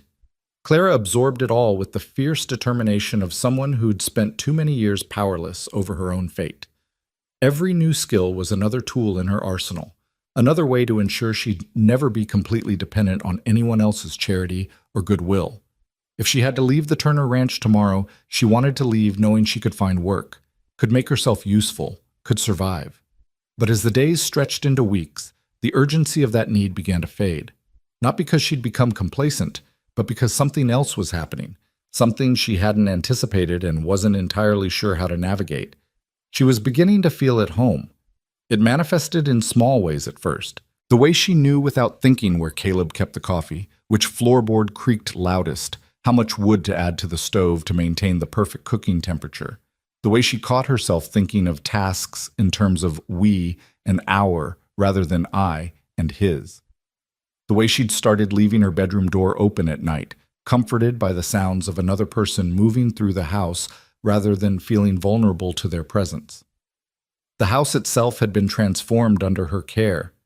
She'd sewn curtains from fabric Caleb had driven her to town to purchase, simple cotton in a pale blue that caught the morning light and made the main room feel larger and airier. She'd organized his chaotic collection of books into some semblance of order, grouping them by subject and author in a way that made finding specific volumes actually possible. She'd scrubbed every surface, mended every piece of clothing that needed it, and established routines for cleaning and maintenance that kept the house from sliding back into bachelor neglect. The garden flourished under her attention. She'd planted late-season vegetables that were now producing bountifully, turnips and beets and hardy greens that would last well into fall. She'd found wild berry bushes along the creek and harvested enough fruit to make preserves, lining them up on a shelf in the cellar with labels written in her neat hand. She'd even coaxed the scraggly rose bush beside the front porch back to life, pruning away dead wood and fertilizing the soil until it produced a handful of deep red blooms that scented the evening air. Caleb had noticed the changes, commenting on them with genuine appreciation that never felt patronizing. He'd taken to bringing her small gifts from his trips to town, a new gardening trowel when he noticed her old one breaking, a book of poetry he thought she'd enjoy, a hair ribbon in a color that matched her eyes. Nothing expensive or inappropriate, just small tokens that said he saw her, noticed her preferences, valued her presence. And Clara, despite her best intentions to remain emotionally detached, found herself looking forward to these gestures more than she cared to admit. Found herself watching for Caleb's return when he rode out to check the far pastures, listening for the sound of his voice calling out to the horses. Found herself noticing details about him she had no business noticing. the way his eyes crinkled when he smiled, the strength in his hands when he helped her lift something heavy, the rare but genuine laugh that transformed his usually serious face. It was dangerous territory, this growing attachment. Clara knew that, reminded herself of it constantly. She'd come to Montana looking for security in the form of marriage to Marcus Hendricks, and that had been a disaster. She'd promised herself she wouldn't make the mistake of depending on a man again, of letting her heart lead her into situations her head knew were risky. Caleb had offered her temporary refuge, nothing more, and reading anything else into his kindness would be foolish at best and devastating at worst. But knowing something intellectually and feeling it emotionally were two different things, Clara was discovering, and her emotions were becoming increasingly difficult to control. The turning point came on a Saturday in late August. Caleb had mentioned the previous evening that he needed to ride into town for supplies and suggested Clara might want to come along. She'd been at the ranch for 6 weeks by then, but hadn't left the property once, content to remain in her small, safe world. The thought of facing townspeople, of answering questions about who she was and why she was staying with Caleb Turner filled her with anxiety she couldn't quite articulate. But Caleb had been so casual about the invitation, so clearly unconcerned about what anyone might think, that Clara had found herself agreeing. She'd need fabric soon if she was going to make herself a new dress. The few she'd brought were wearing thin from daily hard work, and it seemed cowardly to hide indefinitely. They'd set out early, the wagon loaded with eggs and vegetables Clara had prepared to sell or trade. The ride to town took nearly 2 hours, following a road that wound through increasingly populated country. They passed other ranches, some prosperous with painted houses and well-maintained outbuildings, others clearly struggling with sagging fences and overgrown fields. Caleb knew them all, nodding or calling out greetings to the people they passed, introducing Clara simply as my friend Miss Whitfield, who's staying at the ranch. The town itself was larger than Clara had expected, a bustling community of perhaps 300 permanent residents, plus the constant flow of travelers, cowboys, and prospectors passing through. Main Street featured a general store, a hotel, a church, 2 saloons, a bank, a doctor's office, and various other businesses that spoke to a town trying hard to become more than just a frontier outpost. Caleb pulled the wagon up in front of the general store, a substantial building with a false front and large windows displaying an impressive array of goods. I'll handle the business transactions if you want to look around, he offered, climbing down and offering Clara his hand to help her descend. Clara took his hand, feeling the calloused warmth of his palm against hers, and stepped down onto the boardwalk. Immediately, she felt eyes on her, people walking past casting curious glances. A group of women outside the hotel pausing their conversation to stare openly. She raised her chin, refusing to show discomfort. Inside the store, the proprietor, a balding man in his 50s with shrewd eyes and a friendly manner, greeted Caleb warmly. "Turner, haven't seen you in a month. Thought maybe you'd decided to become a hermit permanently." "Just been busy, George. Good harvest this year, lots to keep me occupied," Caleb gestured to Clara. "This is Miss Clara Whitfield. She's staying at my ranch, helping me get the place in order." George's eyebrows rose slightly, but his smile remained professional. "Miss Whitfield, welcome to Helena. I'm George Morrison, and this is my store. If you need anything at all, you just let me know." "Thank you, Mr. Morrison," Clara said, matching his businesslike tone. "I'll need fabric, thread, and some basic sewing supplies if you have them. Over on the left side, 3rd shelf back. My wife keeps that section stocked. She's in the back room right now, but I'll fetch her if you need help with anything." Clara moved through the store, aware of Caleb and George negotiating prices for the eggs and vegetables she'd brought, aware too of other customers who'd entered and were watching her with barely concealed curiosity. She focused on examining fabric, running her hands over different bolts and considering what would be most practical for ranch work. "You're the mail-order bride that Hendricks rejected." The voice came from behind her, female and sharp, with barely concealed glee. Clara turned to find 3 women regarding her with expressions ranging from pity to predatory interest. They were well dressed by frontier standards, their clothes suggesting they were wives of successful men, women with enough leisure time to spend their mornings shopping and gossiping. "I was engaged to Mr. Hendricks." "Yes," Clara said evenly, refusing to give them the satisfaction of seeing her rattled. "The engagement was dissolved by mutual agreement." Mutual agreement, one of the women repeated with a laugh that had nothing kind in it. That's a charitable interpretation. I heard he took one look at you and sent you packing. Margaret, that's unkind, the oldest of the three said, though her tone suggested she was enjoying the confrontation as much as her friend. I'm sure Miss Whitfield, was it? I'm sure Miss Whitfield did her best. Clara felt heat rising in her cheeks but kept her voice steady. If you'll excuse me, ladies, I have shopping to complete. Of course, dear. Though I must say, moving directly from Hendrick's place to Turner's ranch seems rather convenient.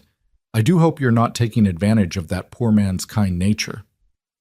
The implication was clear, and it took every ounce of Clara's self-control not to respond. She turned back to the fabric, her hands trembling slightly as she tried to focus on colors and textures while the women continued their whispered commentary behind her. I heard she was a factory girl from back east. Probably thought any man with land would do.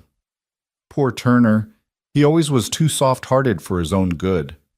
Mark my words, she'll have her hooks in him before winter. Men like that, living alone so long, they're easy prey for a clever woman. Clara's vision blurred with angry tears she refused to let fall. She'd known there would be gossip, had prepared herself for it, but hearing the casual cruelty of these women's judgments was harder than she'd anticipated. Every fear she'd harbored about her situation, every doubt about whether Caleb's generosity would be misinterpreted, was being confirmed in ugly whispers that weren't even trying to be subtle. "Excuse me, ladies." Caleb's voice cut through the women's commentary like a knife. Clara turned to see him standing behind the gossiping trio, his expression pleasant, but his eyes hard as flint. "I couldn't help overhearing your conversation, and I wanted to clear up any misunderstandings." The women had the grace to look uncomfortable. The one called Margaret attempted a smile. "Oh, Mr. Turner, we were just making Miss Whitfield's acquaintance." "By suggesting she's an opportunist taking advantage of me?" Caleb's tone remained conversational, but there was steel underneath. "That's an interesting way to make someone feel welcome." "We meant no offense," the oldest woman said quickly. "We were simply concerned for your reputation." "My reputation is my own concern, Mrs. Whitfield. And Miss Whitfield's character is above reproach. She's a guest at my ranch, working as my housekeeper in exchange for room and board. It's a perfectly respectable arrangement, and anyone who suggests otherwise is speaking from ignorance and malice." The silence that followed was profound. Other customers in the store had stopped their shopping to listen, and Clara could feel the weight of their attention.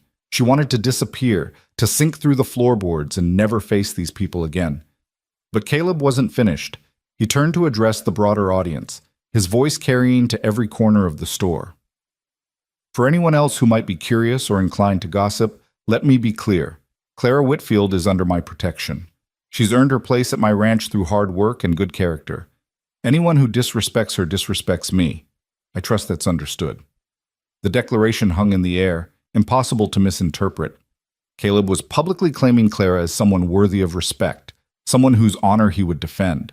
It was a bold statement in a community where reputation meant everything, and Clara felt a complex swirl of emotions, gratitude, embarrassment, something warmer she didn't want to name. George Morrison broke the tension with a hearty laugh. "Well said, Turner. Now, ladies, if you're finished with your shopping, I have other customers to attend to. Miss Whitfield, did you find the fabric you needed?" Clara managed to nod and complete her purchases with hands that shook only slightly. Caleb stayed close as they finished their business, his presence a silent declaration that he meant what he'd said. When they finally left the store, Clara was aware of the stares that followed them down the boardwalk, the whispered conversations that started as soon as they passed. "I'm sorry," Caleb said once they were seated in the wagon and heading out of town. "I should have warned you it might be rough. Small towns thrive on gossip, and your situation with Hendricks gave them plenty to talk about." "You didn't have to defend me like that," Clara said quietly. "It only made things worse. Now they'll really believe there's something inappropriate happening." "Let them believe what they want. The truth is simpler and less interesting than their gossip." Caleb glanced at her, his expression softening. "You all right?" Clara wanted to say yes, to brush off the incident and prove she was strong enough to handle a few malicious comments, but the words wouldn't come. Instead, she found herself speaking a deeper truth. "Those women said what everyone's thinking, that I'm taking advantage of your kindness. that I'm trying to trap you into something you don't want. And maybe they're right. Maybe I should have moved on by now, found work in town, stopped imposing on your hospitality. Stop. Caleb pulled the wagon to a halt, turning to face her fully. First, you're not imposing. I asked you to stay. Second, you've more than earned your keep. The ranch runs smoother than it has in years, and that's entirely because of your work. And third, he paused, seeming to choose his words carefully. What those women think doesn't matter. What matters is that you have a place that's safe, work that's honest, and time to figure out what comes next. Don't let their small-minded cruelty chase you away from that. But your reputation is mine to worry about. Clara, I'm 32 years old. I own my land outright, answer to no one, and frankly, don't give a damn what the church ladies think of my household arrangements. If having you at the ranch costs me some social standing, that's a price I'm willing to pay. Clara studied his face, searching for any sign that he was saying what he thought she wanted to hear rather than what he truly believed. But Caleb's expression was open, honest, the same straightforward sincerity that had characterized every interaction they'd had. Why? She asked softly. Why does it matter so much to you? I'm just a stranger you found at a gate. Caleb was quiet for a long moment, his gaze drifting to the horizon where clouds were building in dramatic towers. When he finally spoke, his voice was rough with emotion he wasn't quite managing to conceal. When I found you that day, standing there with that letter in your hand and nowhere to go, it was like looking at myself 7 years ago. After Elizabeth left, after I realized the woman I'd loved had been more interested in my prospects than in me, I felt disposable. Like I'd been weighed, measured, and found wanting. It's a feeling that hollows you out, makes you question everything about yourself. He turned back to Clara, and she was startled to see the raw honesty in his eyes. I couldn't leave you there feeling that way. And once you came to the ranch, once I got to know you, I realized Hendricks wasn't just a fool, he was a criminal. Because you, Clara Whitfield, are anything but disposable. You're smart, capable, hardworking, and kind. You've taken a house that was barely livable and made it a home. You've learned ranch work that grown men struggle with. You faced down gossip and kept your head high. That's not someone taking advantage. That's someone surviving against impossible odds with grace and dignity. Clara felt tears spilling over despite her best efforts to contain them. You see me more clearly than anyone ever has, she whispered. Even my parents, who loved me, never really understood who I was. But you... She shook her head, overwhelmed. You see all of it, the good and the bad, the strength and the fear, and you don't look away. Why would I look away from something beautiful? The word hung between them, charged with meaning. Neither of them was quite ready to confront directly. Beautiful. Not pretty or nice, or any of the bland compliments men used when they didn't know what else to say. Beautiful. A word that encompassed more than appearance, that spoke to something essential and valuable. Caleb seemed to realize he'd revealed more than he'd intended. He cleared his throat and gathered the reins, encouraging the horses forward. We should get back. Those clouds look like they mean business, and I'd rather not be caught in a storm. They rode in silence for several miles, but it was a different quality of silence than before, charged with awareness, heavy with things unsaid. Clara found herself acutely conscious of Caleb beside her, of the space between them on the wagon seat that felt both too far and too close. Something had shifted between them in that moment of raw honesty, something that couldn't be unshifted. The storm Caleb had predicted caught them halfway home, sudden and fierce as summer storms in the mountains often were. Rain came down in sheets, soaking them within seconds despite their attempts to huddle under the small canvas tarp Caleb pulled from the back of the wagon. Thunder crashed overhead, and lightning split the sky in brilliant forks that made the horses nervous. There! Caleb shouted over the noise, pointing to a small stand of trees that offered minimal shelter. He guided the wagon under the thickest canopy and tied the horses to keep them from bolting. They huddled together under the tarp, pressed close by necessity in the confined space. Clara was shivering, her dress soaked through and plastered to her body, her hair hanging in wet ropes down her back. Caleb wasn't much better, water streaming from his hat brim and his shirt clinging to his frame. Sorry, he said, his mouth close to her ear so she could hear him over the storm. Should have seen this coming sooner. Not your fault, Claire replied, teeth chattering. Weather out here seems to change in minutes. Another crack of thunder made her jump, and without thinking, she pressed closer to Caleb's solid warmth. His arm came around her shoulders automatically, pulling her against his side in a gesture that felt protective rather than presumptuous. Clara let herself lean into him, accepting comfort she'd denied herself for weeks. They stayed that way as the storm raged around them, two people seeking shelter from more than just rain. Clara could feel Caleb's heartbeat through his wet shirt, steady and strong. Could smell the scent of him, soap and horses and something earthier that was just essentially him. Could feel the rise and fall of his breathing, the solid reality of his presence. Clara, Caleb said, and something in his tone made her look up at him. His face was inches from hers, water droplets clinging to his eyelashes, his expression serious and searching. I need to tell you something. What? Her own voice came out breathless, anticipatory. These past weeks, having you at the ranch, it's been more than just having help. It's been... He struggled for words, his usual eloquence deserting him. You make the place feel like more than just a house. You make it feel like a home. And when I think about you leaving, about the place being empty again... He stopped, shaking his head. I don't want you to go. Clara's heart hammered against her ribs. Caleb, let me finish. I know we agreed this was temporary. I know you have plans, a life to build that doesn't necessarily include a rundown ranch in Montana. But I want you to know that if you wanted to stay, really stay, there would be a place for you here. Not as a housekeeper or a temporary guest, but as... He hesitated, then pushed forward with the courage that had made him offer her shelter in the first place. As my partner. My equal. Someone building this life with me instead of just passing through. Clara stared at him, stunned into silence by the declaration. This wasn't a proposal exactly, but it was something more than friendship, more than a business arrangement. It was an offering of something real and lasting, made without pretense or manipulation. I'm not saying you have to decide now, Caleb continued. I'm just saying the option is there. Take whatever time you need, but I wanted you to know how I feel, what I'm hoping for, before you make any decisions about leaving. The rain was starting to slow, the fury of the storm passing as quickly as it had arrived, but Clara barely noticed.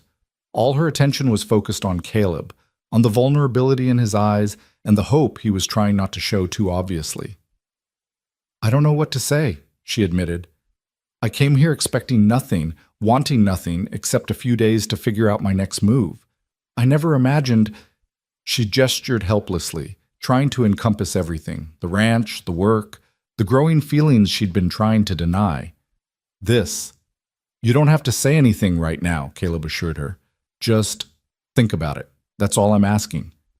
They pulled apart as the rain reduced to a drizzle, both suddenly aware of their closeness and the intimacy of the moment. Caleb busied himself checking the horses, while Clara wrung water from her skirts and tried to organize her chaotic thoughts. The ride home was quiet again, but this time Clara's mind raced with possibilities and fears. Stay. The word echoed in her head with every turn of the wagon wheels. Stay. Build a life here. Let this temporary refuge become something permanent. It was tempting. God, it was so tempting. The work was hard but satisfying. The land was beautiful in a stark, honest way that appealed to something deep in her soul. And Caleb was everything Marcus Hendricks had pretended to be in his letters: kind, honest, hardworking, respectful. A man who saw her as an equal rather than as property or ornament. But Clara had been burned before. She'd trusted Marcus's letters, believed his promises, and traveled halfway across the country only to be discarded like defective merchandise. How could she trust that this was different? How could she be sure she wasn't just trading one form of dependence for another? And yet, whispered a small voice in the back of her mind, wasn't there a difference between choosing to stay and being trapped? Caleb had offered her a choice, had made it clear she could leave any time without judgment or anger. That wasn't control. That was freedom. By the time they reached the ranch, the sun was breaking through the clouds, turning the wet grass into a field of diamonds.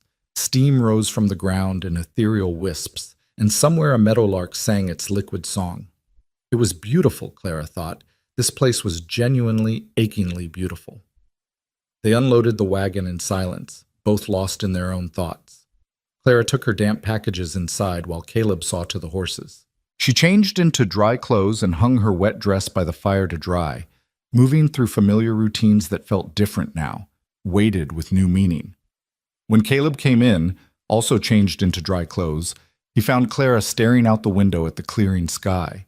He moved to stand beside her, keeping a respectful distance but close enough that she could feel his presence.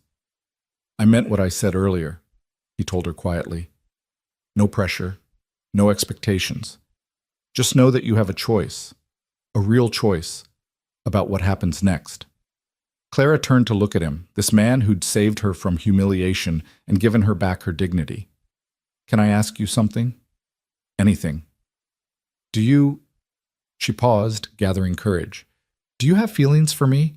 Real feelings, not just loneliness or convenience?" Caleb met her gaze steadily. "Yes, real feelings. The kind that make me watch for you when I'm working the far pastures, that make me bring you things from town just to see you smile, that make me lie awake at night thinking about conversations we've had and things I want to tell you. I'm falling for you, Clara, have been since that first day when you refused to let those gossiping hens at the gate see you cry." The honesty of it, the raw vulnerability, broke through the last of Clara's defenses. "I'm scared," she admitted. "I'm terrified of trusting again, of believing this is real and having it torn away. But I'm also—" She took a breath. "I'm also falling for you, for your kindness and your strength and the way you make me laugh, for the life we're building here even if I told myself it was temporary, for the person I'm becoming under this roof." "So what do we do?" Caleb asked. Clara thought about it, about all the risks and possibilities, about the woman she'd been and the woman she was becoming. And she made a decision that felt both terrifying and right. "We take it slow," she said. "We keep working together, living together, learning about each other. No rush, no pressure, just seeing where this goes. And if it works, if this feeling is real and lasting, then we'll know. We'll both know." Caleb's smile was like sunrise, slow and warm and full of promise. "I can live with that." He held out his hand and Clara took it, their fingers interlacing naturally. They stood that way for a long moment, watching the storm clouds retreat toward the eastern horizon and the world emerge fresh and rain-washed and full of possibility. Whatever came next, Clara thought, they would face it together, not as rescuer and rescued, not as employer and employee, but as two people building something real from the broken pieces of their separate pasts. It wasn't the fairy tale she'd imagined when she'd answered Marcus Hendricks's advertisement. It was better. It was real. The days following their conversation in the storm took on a different quality, as if the world itself had shifted slightly on its axis. Clara and Caleb moved around each other with a new awareness, careful and deliberate, in ways that were both thrilling and terrifying. Every casual touch, his hand on her elbow as he helped her over rough ground, her fingers brushing his when she handed him his coffee, carried weight now, acknowledgement of feelings spoken, and possibilities not yet fully explored. September arrived with cooler nights and the first hints of autumn color in the aspen groves that dotted the hillsides. The work grew more urgent as they prepared for winter, and Clara threw herself into it with fierce determination. She helped Caleb bring the cattle down from the high summer pastures, learning to ride well enough that she could actually be useful during the long days of herding. She harvested the last of the garden vegetables and spent evenings preserving everything they'd need to survive the cold months, pickles and jams and root vegetables stored carefully in the cellar. In the quiet moments between tasks, they talked, really talked, in ways Clara had never experienced with anyone before. Caleb shared stories about his childhood, about his father's stern but loving guidance, and his mother's death when he was 12. He described the weight of inheriting the ranch at 25. Younger than he'd expected, and the loneliness that had crept in over the years as friends married and moved away or gave up on ranching for easier lives in town. Clara, in turn, found herself revealing truths she'd kept buried for years. She told him about the real circumstances that had driven her west, not just the factory closing, but the debts she'd accumulated trying to help her dying aunt, the landlord who'd made increasingly inappropriate advances when she couldn't pay rent on time, the desperation that had made Marcus Hendricks's cold, business-like letters seem like salvation. She told him about the shame she'd felt standing at that gate, the crushing sense of worthlessness that had threatened to swallow her whole. "I kept thinking I must have done something wrong," she admitted one evening as they sat on the porch watching the sunset. "That maybe if I'd been prettier or more refined, or said the right things in my letters, he would have wanted me. It took me weeks to realize the problem wasn't me at all. He was looking for a fantasy, not a real person. No one could have lived up to whatever impossible standard he'd created in his head." "His loss," Caleb said simply, and the conviction in his voice made Claire's throat tight with emotion. If he'd taken the time to actually know you, he would have realized what he was throwing away. These conversations happened in stolen moments, while working side by side in the barn, during long rides to check distant fence lines, over dinners that stretched late into the evening. Caleb proved to be surprisingly well-read for a rancher, quoting poetry and discussing philosophy with an ease that spoke of long, solitary hours spent with books. Clara matched him thought for thought, and the intellectual stimulation was almost as intoxicating as the growing physical awareness between them. Because there was physical awareness, impossible to ignore even as they maintained careful boundaries. Clara caught herself watching the way Caleb moved, the fluid strength of his body honed by years of hard work, the way his hands looked when he demonstrated a new skill, competent and sure, the rare smile that transformed his face from handsome to devastating, and she knew he was watching her too, could feel his gaze following her across rooms, could see the heat in his eyes when he thought she wasn't looking, but they kept their word to take things slowly, both too aware of what was at stake to rush. A wrong move now could destroy the fragile trust they were building, could turn this growing connection into something awkward and uncomfortable. So they waited, tested, learned each other's rhythms and patterns like musicians learning to play in harmony. The first real test came from an unexpected quarter. In mid-September, Marcus Hendricks showed up at the ranch. Clara was in the garden, harvesting the last of the potatoes, when she heard the sound of approaching horses. She straightened, shading her eyes against the afternoon sun, and felt her stomach drop when she recognized the man on the lead horse.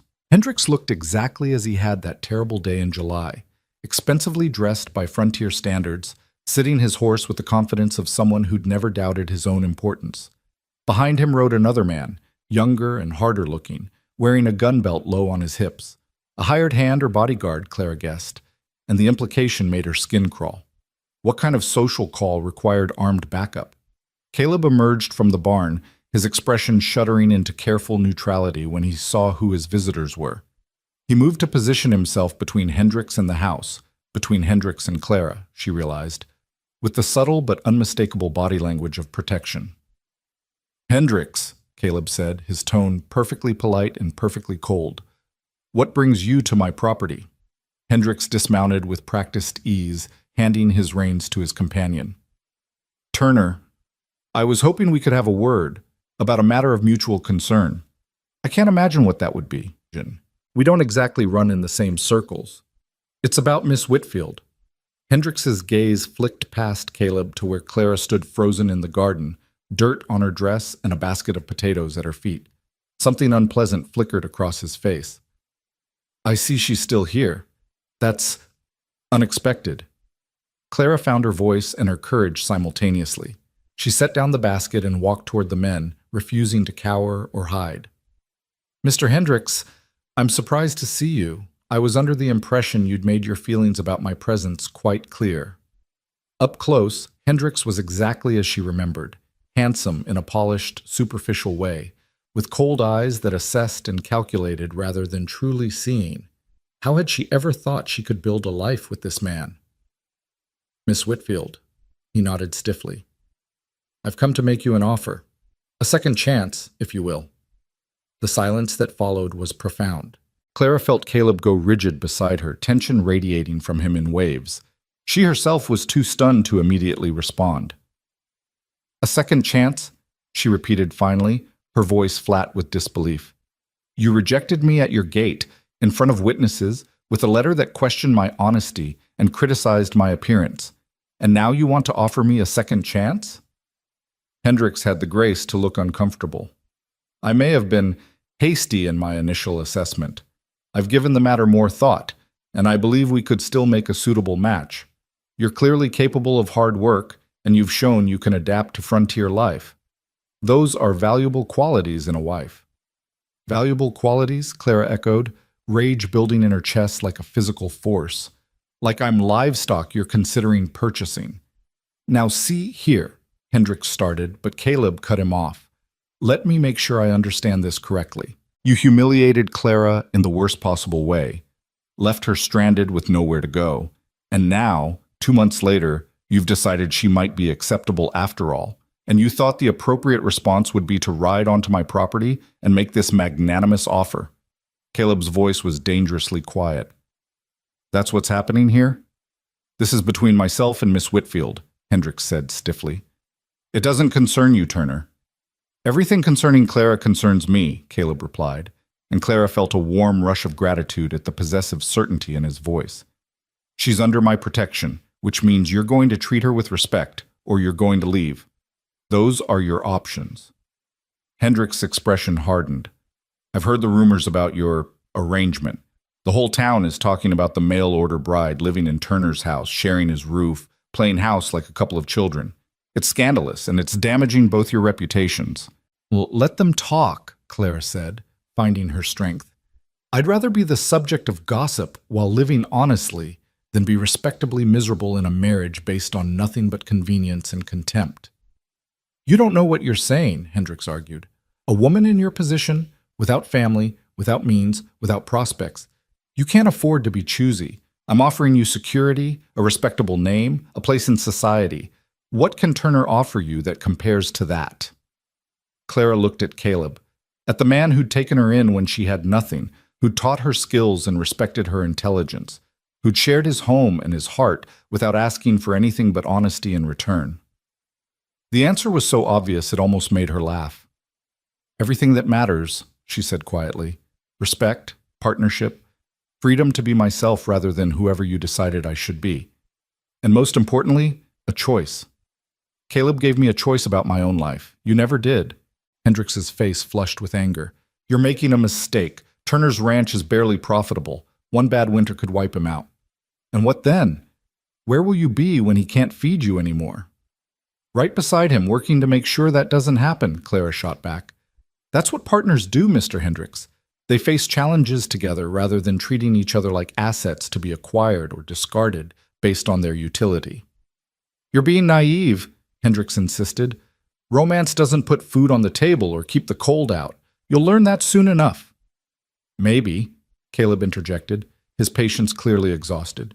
"But she'll learn it on her own terms, making her own choices. Now, I believe Clara has made her position clear. Time for you to leave."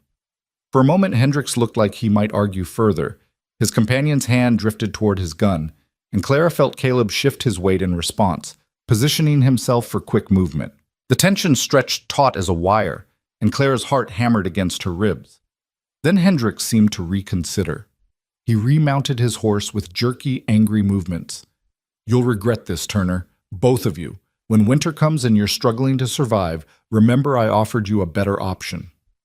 "The only thing I regret," Clara said clearly, "is wasting 4 months writing letters to someone incapable of seeing past his own shallow expectations. Thank you for teaching me what I don't want in a marriage. It's made recognizing what I do want infinitely easier." Hendricks' expression twisted with fury and wounded pride. Without another word, he wheeled his horse around and spurred it into a gallop, his companion following. They watched until the riders disappeared over the rise, dust settling in their wake. The moment they were gone, Clara felt her legs start to shake. All the adrenaline that had kept her upright and defiant drained away, leaving her trembling. Caleb's arm came around her shoulders, steady and warm. "You were magnificent," he said softly. "The way you stood up to him, the things you said, Clara, that took real courage." "I was terrified," she admitted, leaning into his support. "When he said he wanted to give me a second chance, for just one moment I thought about all the practical reasons I should accept. Security, respectability, an end to gossip, all the things I came out here looking for in the first place." Caleb went very still. "And?" Clara pulled back enough to look at him, needing him to see the truth in her eyes. "And then I looked at you, and I remembered what real respect feels like. What it's like to be seen as a person, rather than a convenience. Hendricks was offering me a prison with nice bars.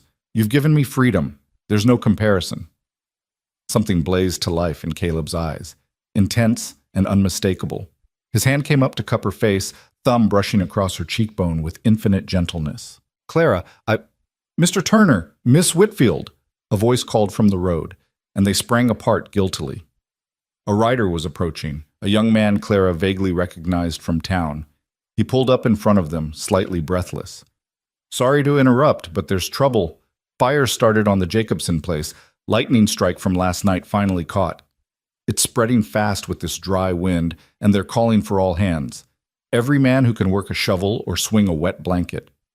Caleb's expression shifted immediately to focus and concern. How bad? Bad enough. They're trying to keep it from reaching the house and barn, but they need help fast. I'll get my gear. Caleb was already moving toward the barn. He paused to look back at Clara.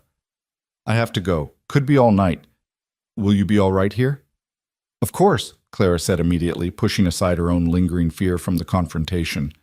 Go. Help them. I'll manage things here. Caleb hesitated, clearly torn between duty to his neighbors and reluctance to leave Clara alone so soon after Hendricks' visit. Clara made the decision for him by practically pushing him toward the barn. Go. I'm perfectly capable of managing for one night. I have the rifle you taught me to shoot, and Gertrude will sound the alarm if anyone approaches. I'll be fine. Within minutes, Caleb had saddled Charlie and packed supplies. He paused before mounting, looking at Clara with an expression that made her breath catch. When I get back, we need to talk, really talk, about where this is going. I know, Clara said, and I'll be here, I promise. He nodded, mounted, and was gone, following the young messenger toward the distant smudge of smoke visible on the horizon. Clara stood watching until they disappeared, then turned to face the suddenly very empty ranch. The silence felt oppressive after the chaos of the afternoon. Clara threw herself into evening chores, feeding animals, and securing the barn with mechanical efficiency while her mind raced. Hendricks' visit had crystallized something she'd been avoiding thinking about too directly. She couldn't keep pretending this was temporary. She couldn't keep telling herself she'd eventually move on to some vague, better opportunity that existed somewhere over the horizon. This was where she wanted to be. Not because she had nowhere else to go, but because this place, this ranch, this work, this man, had become home in ways Boston never had. The question wasn't whether she wanted to stay. The question was whether she was brave enough to fully commit to that decision, to risk her heart on the possibility of real love. Night fell, and Clara moved through the house lighting lamps, checking locks, doing all the small tasks that usually brought comfort. But tonight, everything felt charged with anticipation and anxiety. The confrontation with Hendricks had dredged up old fears. What if Caleb eventually decided she wasn't worth the trouble she brought? What if the gossip and social complications became too much? What if she was making the same mistake all over again, just with a kinder face? She tried to read but couldn't focus. Tried to sew but found her hands shaking too much for fine work. Finally, she simply sat by the window, watching the distant glow of the fire against the night sky and thinking about everything that had led her to this moment. Somewhere past midnight, exhaustion finally claimed her. She dozed in the chair, startling awake at every sound, until dawn light began creeping across the eastern sky. She made coffee with hands that fumbled from tiredness and worry, and was halfway through her first cup when she heard hoofbeats approaching. Caleb looked exhausted, his face streaked with soot and his clothes reeking of smoke. But his eyes found hers immediately as he dismounted, and the relief in them was palpable. "You're still here," he said, and Clara heard the fear underneath the words, fear that she might have used his absence to pack up and disappear rather than face the complicated feelings between them. "I promised I would be," Clara replied, setting down her cup and moving toward him. "How bad was it?" "We saved the house and barn. Lost some pasture land and a shed, but the family's safe and their home is intact. That's what matters." He swayed slightly, and Clara realized just how exhausted he must be. "Come inside, you need food and rest." "I need to tend to Charlie first, and—" "I'll tend to Charlie," Clara interrupted firmly. "You go inside, wash up, and sit down before you fall down. That's not a request." A ghost of a smile crossed Caleb's smoke-stained face. Yes, ma'am. While Caleb cleaned up, Clara took care of Charlie, removing his tack and rubbing him down with practiced efficiency before turning him into his stall with fresh water and grain. The familiar work steadied her nerves, gave her hands something to do while her mind continued its anxious circling. When she returned to the house, she found Caleb at the table, clean but still obviously exhausted. His wet hair stuck up in odd directions where he'd toweled it dry, and there were shadows under his eyes that spoke of a long, hard night. Clara prepared a simple breakfast, eggs, toast, the last of the bacon, and set it in front of him without comment. They ate in silence for several minutes before Caleb finally spoke. "Clara, about yesterday, about what you said to Hendricks." He paused, choosing his words carefully. "Did you mean it? What you told him about choosing to stay here, about what we have being worth more than security or respectability?" Clara set down her fork and met his gaze directly. "Every word. I've spent the past 12 hours thinking about nothing else, actually. About what I want versus what I think I should want. About fear versus courage. About settling versus choosing. And I'm choosing this. Choosing you, choosing us, choosing the life we're building here. Not because I have no other options, Hendricks proved I do, however unappealing, but because this is what I genuinely want. Even with the hard work and the gossip and the uncertainty, even knowing that ranching is precarious and winters are harsh and there are no guarantees, I want this life. With you." Caleb's hand reached across the table to cover hers, and Clara saw her own emotions reflected in his face. Hope, fear, overwhelming relief. "I love you," he said simply. "I think I started falling for you that first day, watching you stand at that gate refusing to break down completely.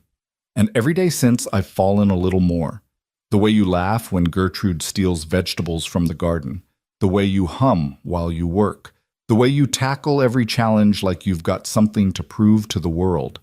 I love all of it, all of you. And if you'll have me, if you'll take the risk of building a life here, I promise I'll spend every day trying to be worthy of that trust." Clara felt tears streaming down her face, but for the first time in months, they were tears of joy, rather than pain or fear. "I love you too," she whispered. "I didn't think I'd ever be brave enough to say those words again after everything that happened.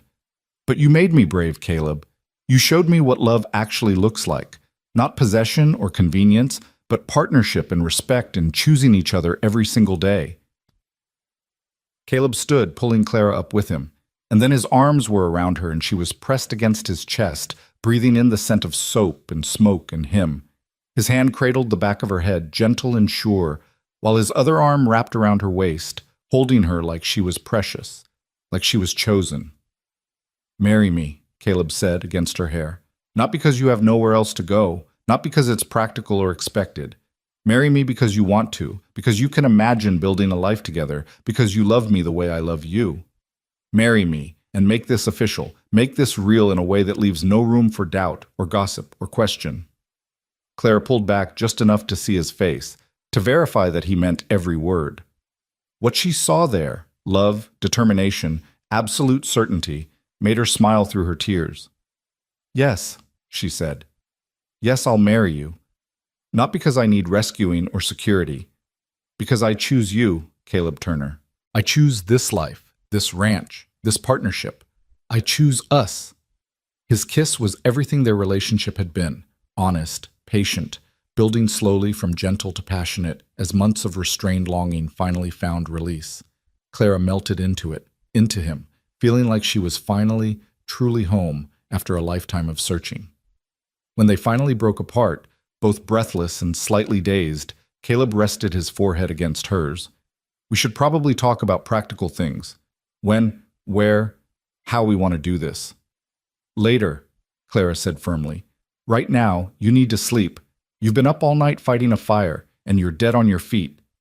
"But later," she repeated, gently pushing him toward his bedroom. "Sleep for a few hours. The practical details will keep. The most important question has been answered."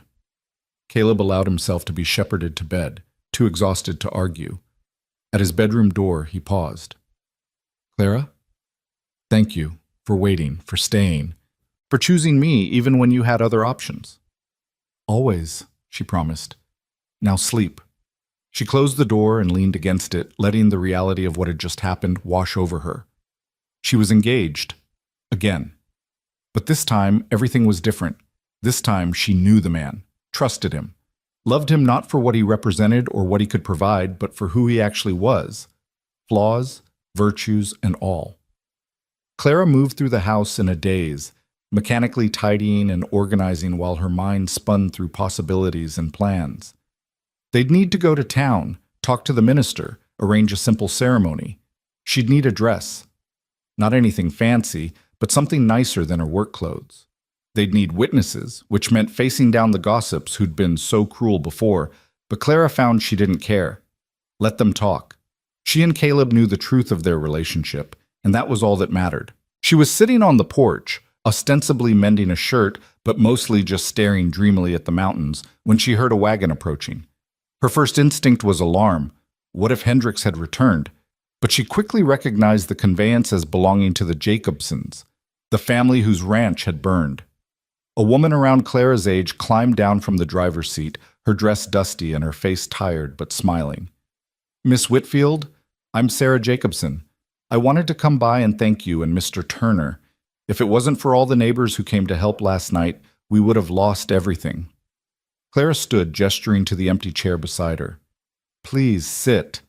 I'm glad they could save your home. Can I get you some water? Coffee?" "Water would be lovely, thank you." When Clara returned with 2 glasses, Sarah was sitting with her head tipped back, eyes closed, looking utterly exhausted. She accepted the water gratefully and drank half of it in one long swallow. "I apologize for my appearance," Sarah said.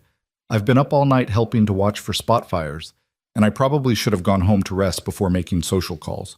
But I wanted to catch you while I had the courage." "Courage?" Clara asked, puzzled. Sarah looked uncomfortable. "I need to apologize. I was one of the women in the store that day when they were saying cruel things about you and Mr. Turner. I didn't participate, but I didn't speak up either.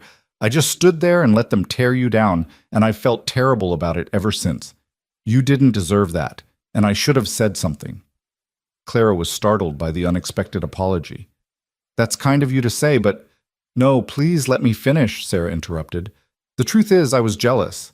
My husband and I have been struggling since we came out here.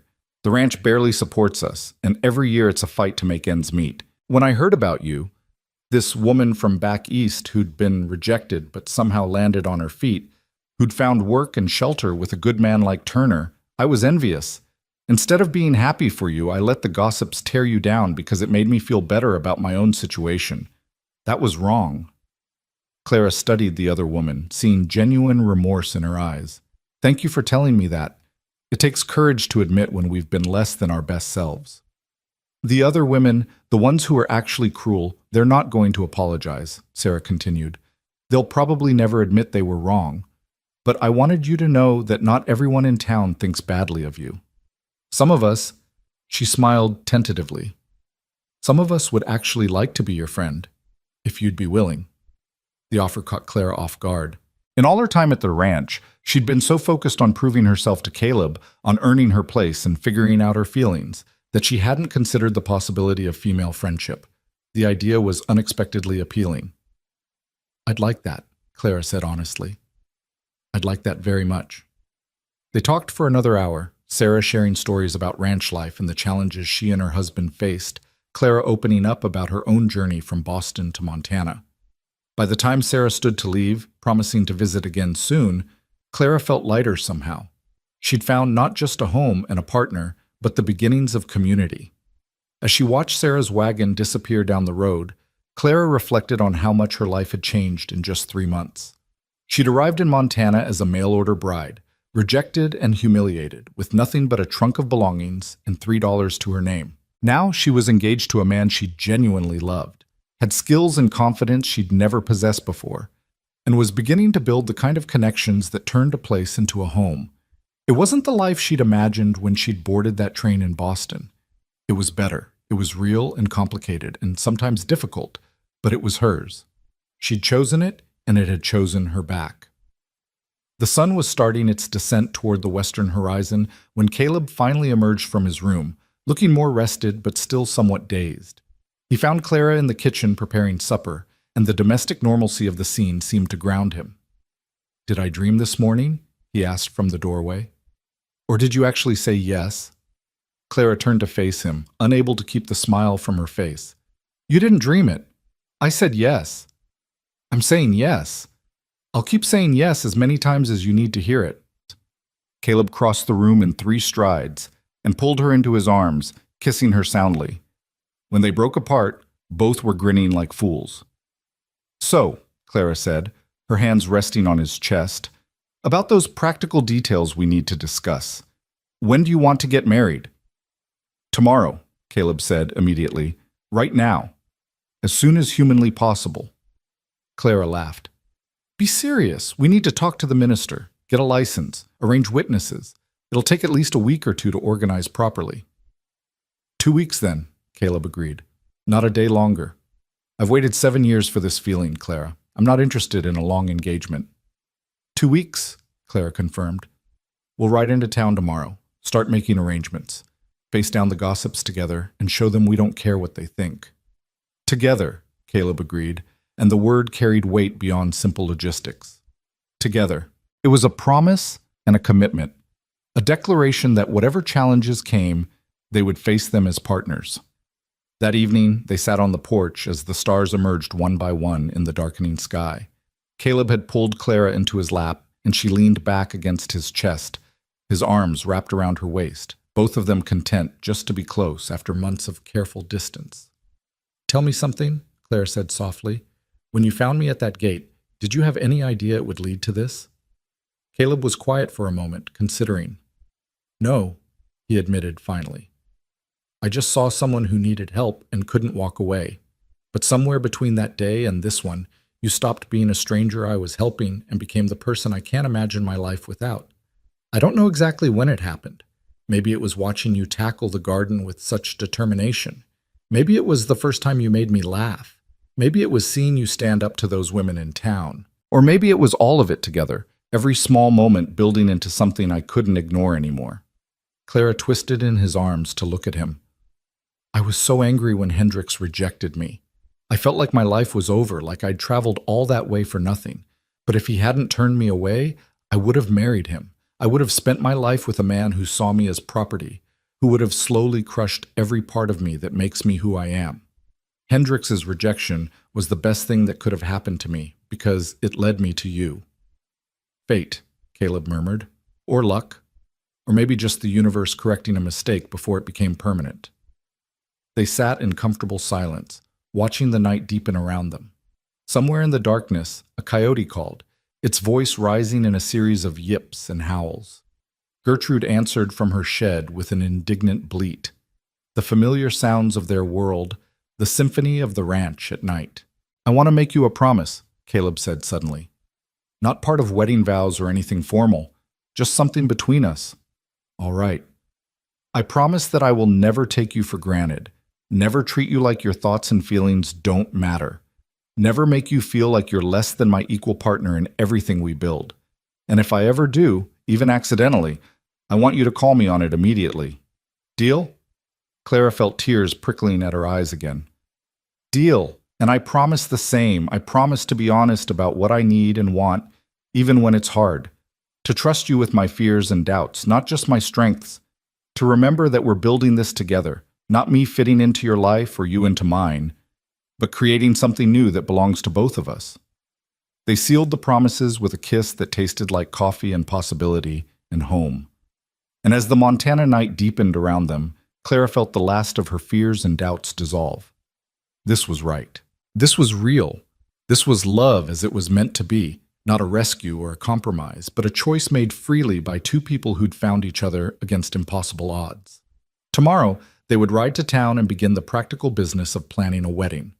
There would be paperwork and arrangements, gossip to face, and social complications to navigate. But tonight, none of that mattered. Tonight was just for them, for the joy of knowing they'd found something rare and precious in a world that didn't always reward courage or hope. Tomorrow would come soon enough, with all its challenges and possibilities. But tonight, Clara Whitfield and Caleb Turner sat together under the vast Montana sky, two people who'd been broken in different ways, now healing each other simply by choosing to stay. The morning they rode into town to arrange their wedding dawned clear and crisp, autumn asserting itself with the kind of crystalline light that made everything seem sharper, more vivid. Clara dressed carefully in her best dress, the dark blue one she'd been wearing the day Caleb found her, now cleaned and mended. She pinned her hair with extra care, wanting to look respectable and confident when they faced the minister and inevitably the gossips who would have plenty to say about this development. Caleb was waiting by the wagon when she emerged, and the look on his face when he saw her made her breath catch. It wasn't the hungry appraisal she'd learned to fear from men, but something deeper, appreciation mixed with love, and a tenderness that made her feel both vulnerable and completely safe. "You look beautiful," he said simply, offering his hand to help her up. "I look presentable," Clara corrected, but she was smiling. "There's a difference." "Not from where I'm standing."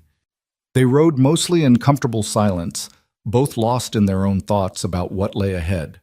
The decision to marry had been easy, made in a moment of emotional honesty that felt absolutely right. But the practical reality of announcing that decision to a community that had already judged them harshly was more daunting.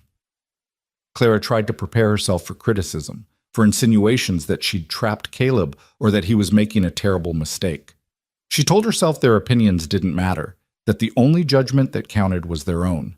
But the truth was, it did matter, not because she needed their approval, but because she and Caleb would be building a life in this community. Their children, if they were blessed with any, would grow up here. The isolation of the ranch was beautiful, but not absolute.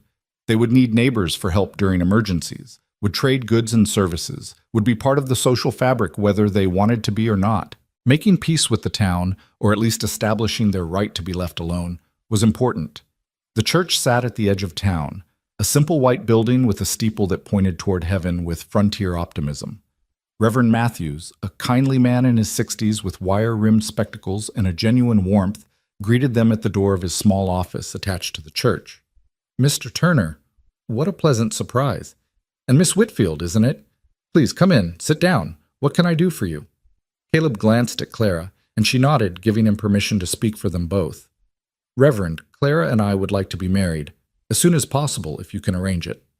If the Reverend was surprised, he hit it well. He simply folded his hands on his desk and regarded them both with calm assessment. "I see. And this is a decision you've both made freely? Miss Whitfield, you're certain this is what you want?"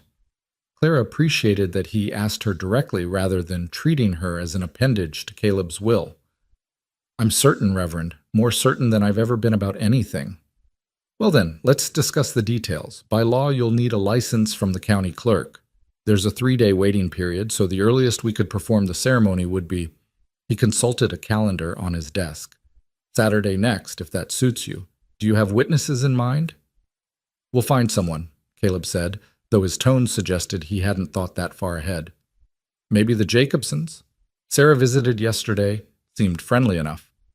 "The Jacobsons would be fine witnesses," Reverend Matthews agreed. "Now, about the ceremony itself. I assume you'll want something simple." "Very simple," Clara confirmed. "Nothing elaborate, just the vows and whatever readings are traditional." They spent the next hour going over details. The time of the ceremony, the few legal formalities required, the minimal cost for the Reverend's services.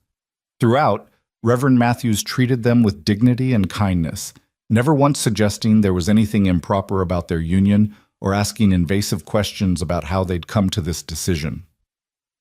By the time they left his office, Clara felt lighter, as if clearing this first hurdle made everything else more manageable. The county clerk's office was a different story. The clerk himself, a thin man with a permanent expression of suspicion, looked Clara up and down with obvious disapproval when they requested a marriage license. "This the Turner Ranch?" he asked, consulting some internal record. "You're Caleb Turner, son of William Turner?" "That's right. And you, miss, you're the one who was supposed to marry Marcus Hendricks but got turned away?" Clara felt Caleb tense beside her, but she kept her voice level. "I'm Clara Whitfield, yes, and Mr. Hendricks and I mutually agreed not to proceed with our engagement. Is that relevant to our request for a marriage license?" The clerk sniffed. Just making sure all the information is accurate for the records. Wouldn't want any confusion about identities or intentions. He pulled out the necessary forms with exaggerated slowness. You understand there's a 3-day waiting period. Can't get married before that, no matter how urgent your need might be. The insinuation in his tone was clear, and Clara felt her temper flare. But before she could respond, Caleb leaned forward, his voice deadly quiet. We understand the legal requirements perfectly well. What we don't understand is why you feel entitled to comment on our personal business. We're here for a license, not your opinion. Can you provide the service you're paid to provide? Or do we need to speak to your supervisor about your conduct? The clerk's face flushed, but he began filling out the forms without further commentary. They completed the process in tense silence, and Clara had never been more grateful to leave a building than when they finally stepped back out into the autumn sunshine. I'm sorry, Caleb said immediately. I should have known there'd be people like that. Should have prepared you better. You can't prepare someone for small-minded cruelty, Claire replied. And you defended me perfectly. That's all I need, knowing you'll stand beside me when people decide to be ugly. They walked down the main street toward the general store, needing to purchase a few supplies while they were in town. Clara was acutely aware of the attention they were drawing, conversations that stopped when they approached, eyes that followed their progress, whispers that started up again in their wake. It was exhausting being the subject of so much speculation, but she kept her head high and her hand tucked into the crook of Caleb's elbow.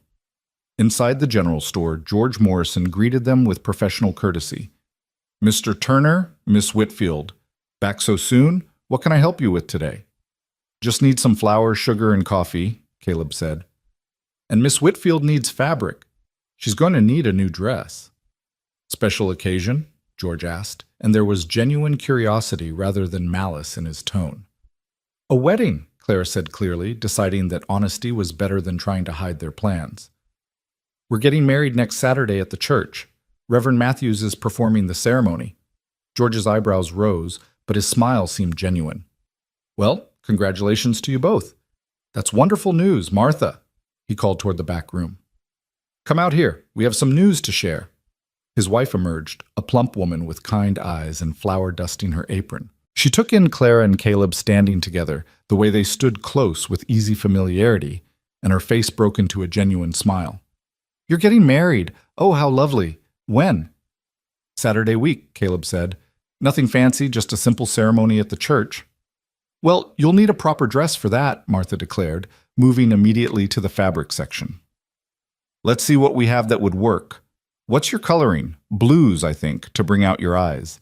And we have this lovely cream-colored cotton that would be perfect for a wedding dress. Simple, but elegant. Clara found herself swept up in Martha's enthusiasm, discussing fabrics and patterns with a warmth that was completely unexpected. For the next hour, Martha helped her select not just material for a wedding dress, but also fabric for 2 additional everyday dresses, insisting that a newly married woman needed a proper wardrobe. Now don't worry about the cost, Martha said when Clara protested. We can set up an account, let you pay it off over time. That's what neighbors do. Help each other out when it's needed.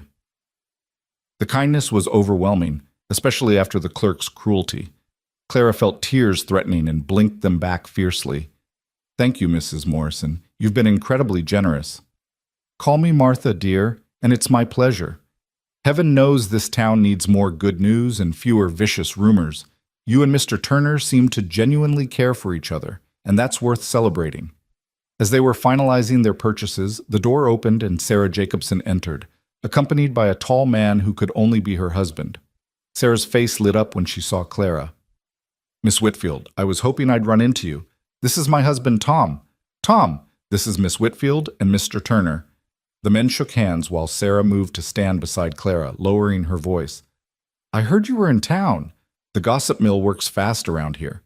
We're giving them plenty to talk about, Clara admitted. We're getting married next Saturday.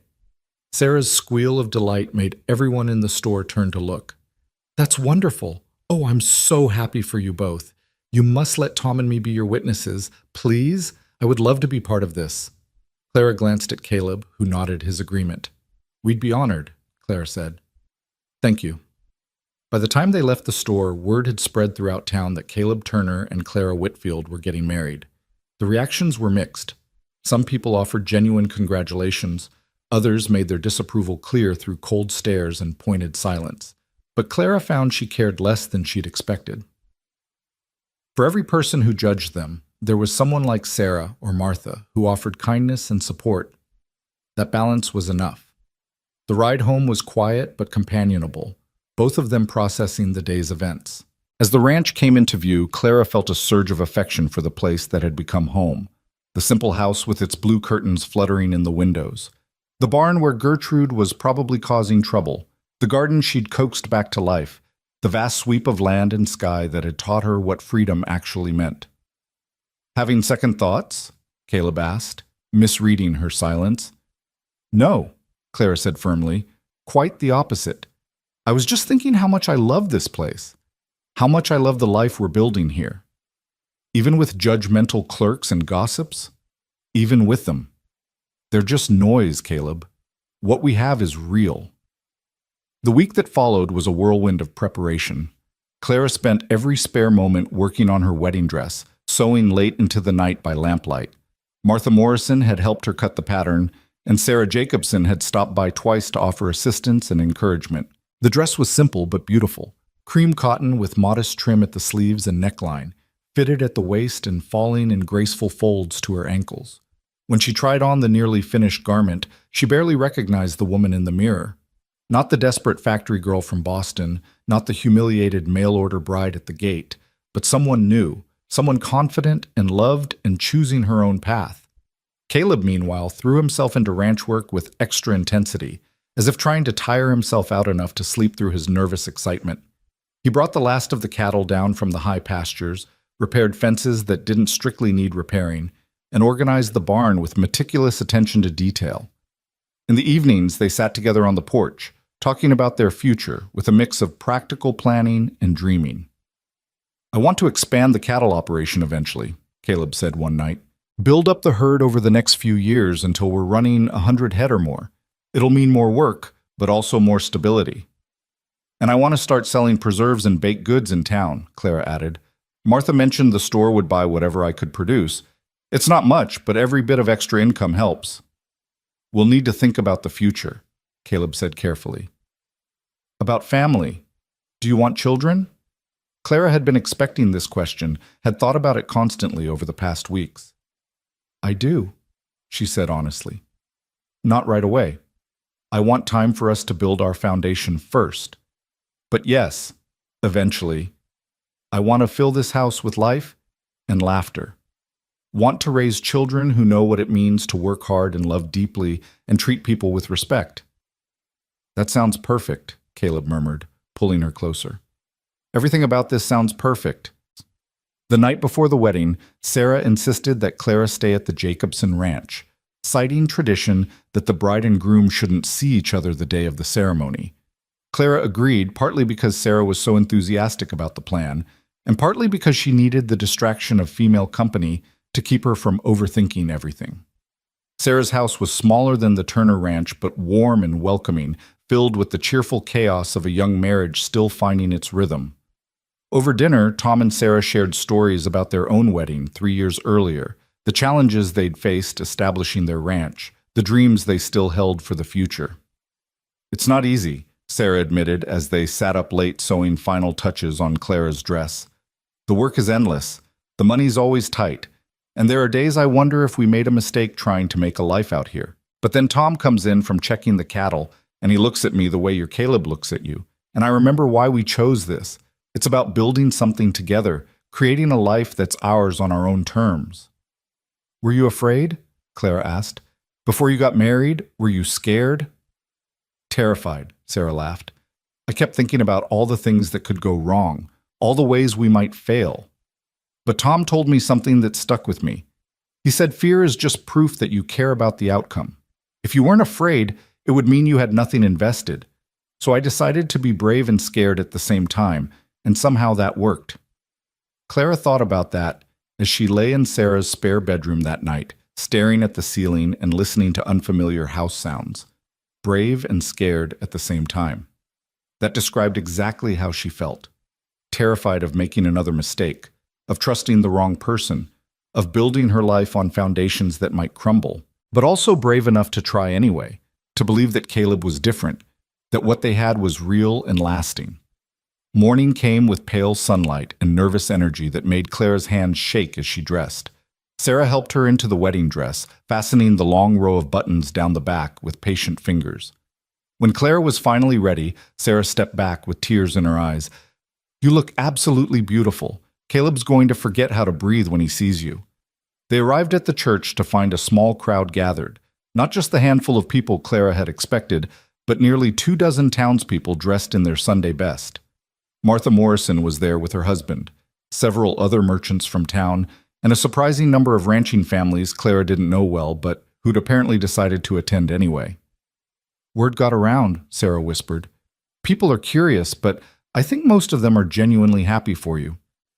The church interior was simple, but had been decorated with wildflowers, someone's thoughtful gesture that made Clara's throat tight with emotion. Reverend Matthews waited at the altar, his kind face reassuring, and there, standing beside him in a suit Clara had never seen him wear, was Caleb. Sarah had been right. The look on his face when he saw Clara walking down the aisle was worth every moment of doubt and fear she'd experienced. He looked stunned, awestruck, like he couldn't quite believe this was really happening. Clara felt her own nervousness dissolve in the face of his obvious emotion. This was right. This was real. This was love. She reached the altar and took Caleb's offered hand, feeling the slight tremor in his fingers that told her he was just as nervous as she was. Reverend Matthews smiled at them both and began the ceremony. "Dearly beloved, we are gathered here today to witness the union of Caleb Turner and Clara Whitfield in holy matrimony. Marriage is not to be entered into lightly, but reverently, thoughtfully, and in the knowledge that love requires not just emotion, but commitment, not just feeling, but action." The Reverend's words washed over Clara, familiar phrases that took on new meaning in this context. When he asked if anyone knew why these two should not be joined, there was a moment of tense silence before he continued. Clara had half expected Marcus Hendricks to appear and object, some dramatic scene from a novel, but the church remained peaceful and the ceremony proceeded. "Caleb, do you take Clara to be your lawfully wedded wife, to have and to hold from this day forward, for better or worse, for richer or poorer, in sickness and in health, to love and to cherish until death do you part?" "I do." Caleb's voice was firm, clear, leaving no room for doubt. "Clara, do you take Caleb to be your lawfully wedded husband, to have and to hold from this day forward, for better or worse, for richer or poorer, in sickness and in health, to love and to cherish until death do you part?" Clara looked into Caleb's eyes and saw her entire future reflected there. The challenges and joys, the hard work and tender moments, the life they would build together one day at a time. "I do." "Then by the power vested in me by the territory of Montana, and in the sight of God and these witnesses, I now pronounce you husband and wife. Caleb, you may kiss your bride." The kiss was brief, mindful of their audience, but it carried the weight of promises made and futures entwined. When they broke apart, the church erupted in applause, and Clara felt tears of joy streaming down her face. They signed the marriage register with Tom and Sarah as witnesses, making everything legal and official. Then they emerged from the church into bright autumn sunshine, pelted with rice by laughing well-wishers. Several people approached to offer congratulations, and Clara was surprised to find even some of the women who'd been cruel in the general store months ago were now politely friendly, as if marriage had somehow legitimized her existence in their eyes. Martha Morrison had organized a small reception at the hotel. Nothing elaborate, just cake and punch and sandwiches, but the gesture was generous and appreciated. For 2 hours, Clara and Caleb mingled with townspeople, accepting congratulations and fielding questions about their plans. It was exhausting, but also affirming, proof that they had more support in the community than they'd realized. Finally, as the sun began its descent toward the mountains, they made their excuses and headed home. The wagon ride was filled with a different quality of silence than before, anticipation mixed with a hint of nervousness about the wedding night that lay ahead. "Are you happy?" Caleb asked as they turned onto the road leading to the ranch. "Deliriously," Clara replied honestly. "More than I ever thought possible." "You?" I keep thinking I'm going to wake up and find this was all a dream, that you're not really my wife, that I'm still living alone in that house, wondering if I'll ever find someone to share my life with. It's real, Clara assured him, squeezing his hand. I'm really your wife. You're really my husband. We're really going to build this life together. The ranch looked perfect as they approached, bathed in the golden light of late afternoon. Someone, probably Sarah during one of her visits, had hung a wreath of autumn leaves and berries on the front door. Small touch, but it made the house look festive, celebratory. Caleb helped Clara down from the wagon, but instead of setting her on her feet, he lifted her into his arms. Clara laughed, surprised. "What are you doing?" "Carrying my bride over the threshold. It's tradition, isn't it?" "I think that tradition is meant for the first time entering your home together." "This is the first time you're entering as my wife," Caleb pointed out. "Seems like it counts." He carried her up the porch steps and through the door, setting her down gently in the main room. The space looked the same, but felt different, charged with new meaning. This wasn't just the house where Clara had found refuge anymore. This was their home, the place where they would build their married life together. "I have something for you," Caleb said, suddenly seeming nervous. He moved to his bedroom, their bedroom now, Clara realized with a flutter of anticipation, and returned with a small wooden box. "I made this. It's not much, but I wanted to give you something that meant more than just a purchased gift." Clara opened the box to find a delicate hair comb, hand-carved from some light wood that had been polished to a soft sheen. The design was simple but elegant, showing real skill and care in its creation. "Caleb, it's beautiful. You made this?" "I've been working on it in the evenings when you were busy with other things. Used to do woodworking with my father when I was young, and I thought—" He trailed off, looking uncertain. "I thought you should have something that was made specifically for you, not just bought from a catalog or a store. Something that shows I was thinking about you, planning for this." Clara felt tears threatening again, overwhelmed by the thoughtfulness of the gesture. "Help me put it in?" Caleb's hands were gentle as he gathered her hair and secured the comb, his fingers lingering on her neck in a way that made her shiver with awareness. When he was done, she turned to face him, and the expression in his eyes made her breath catch.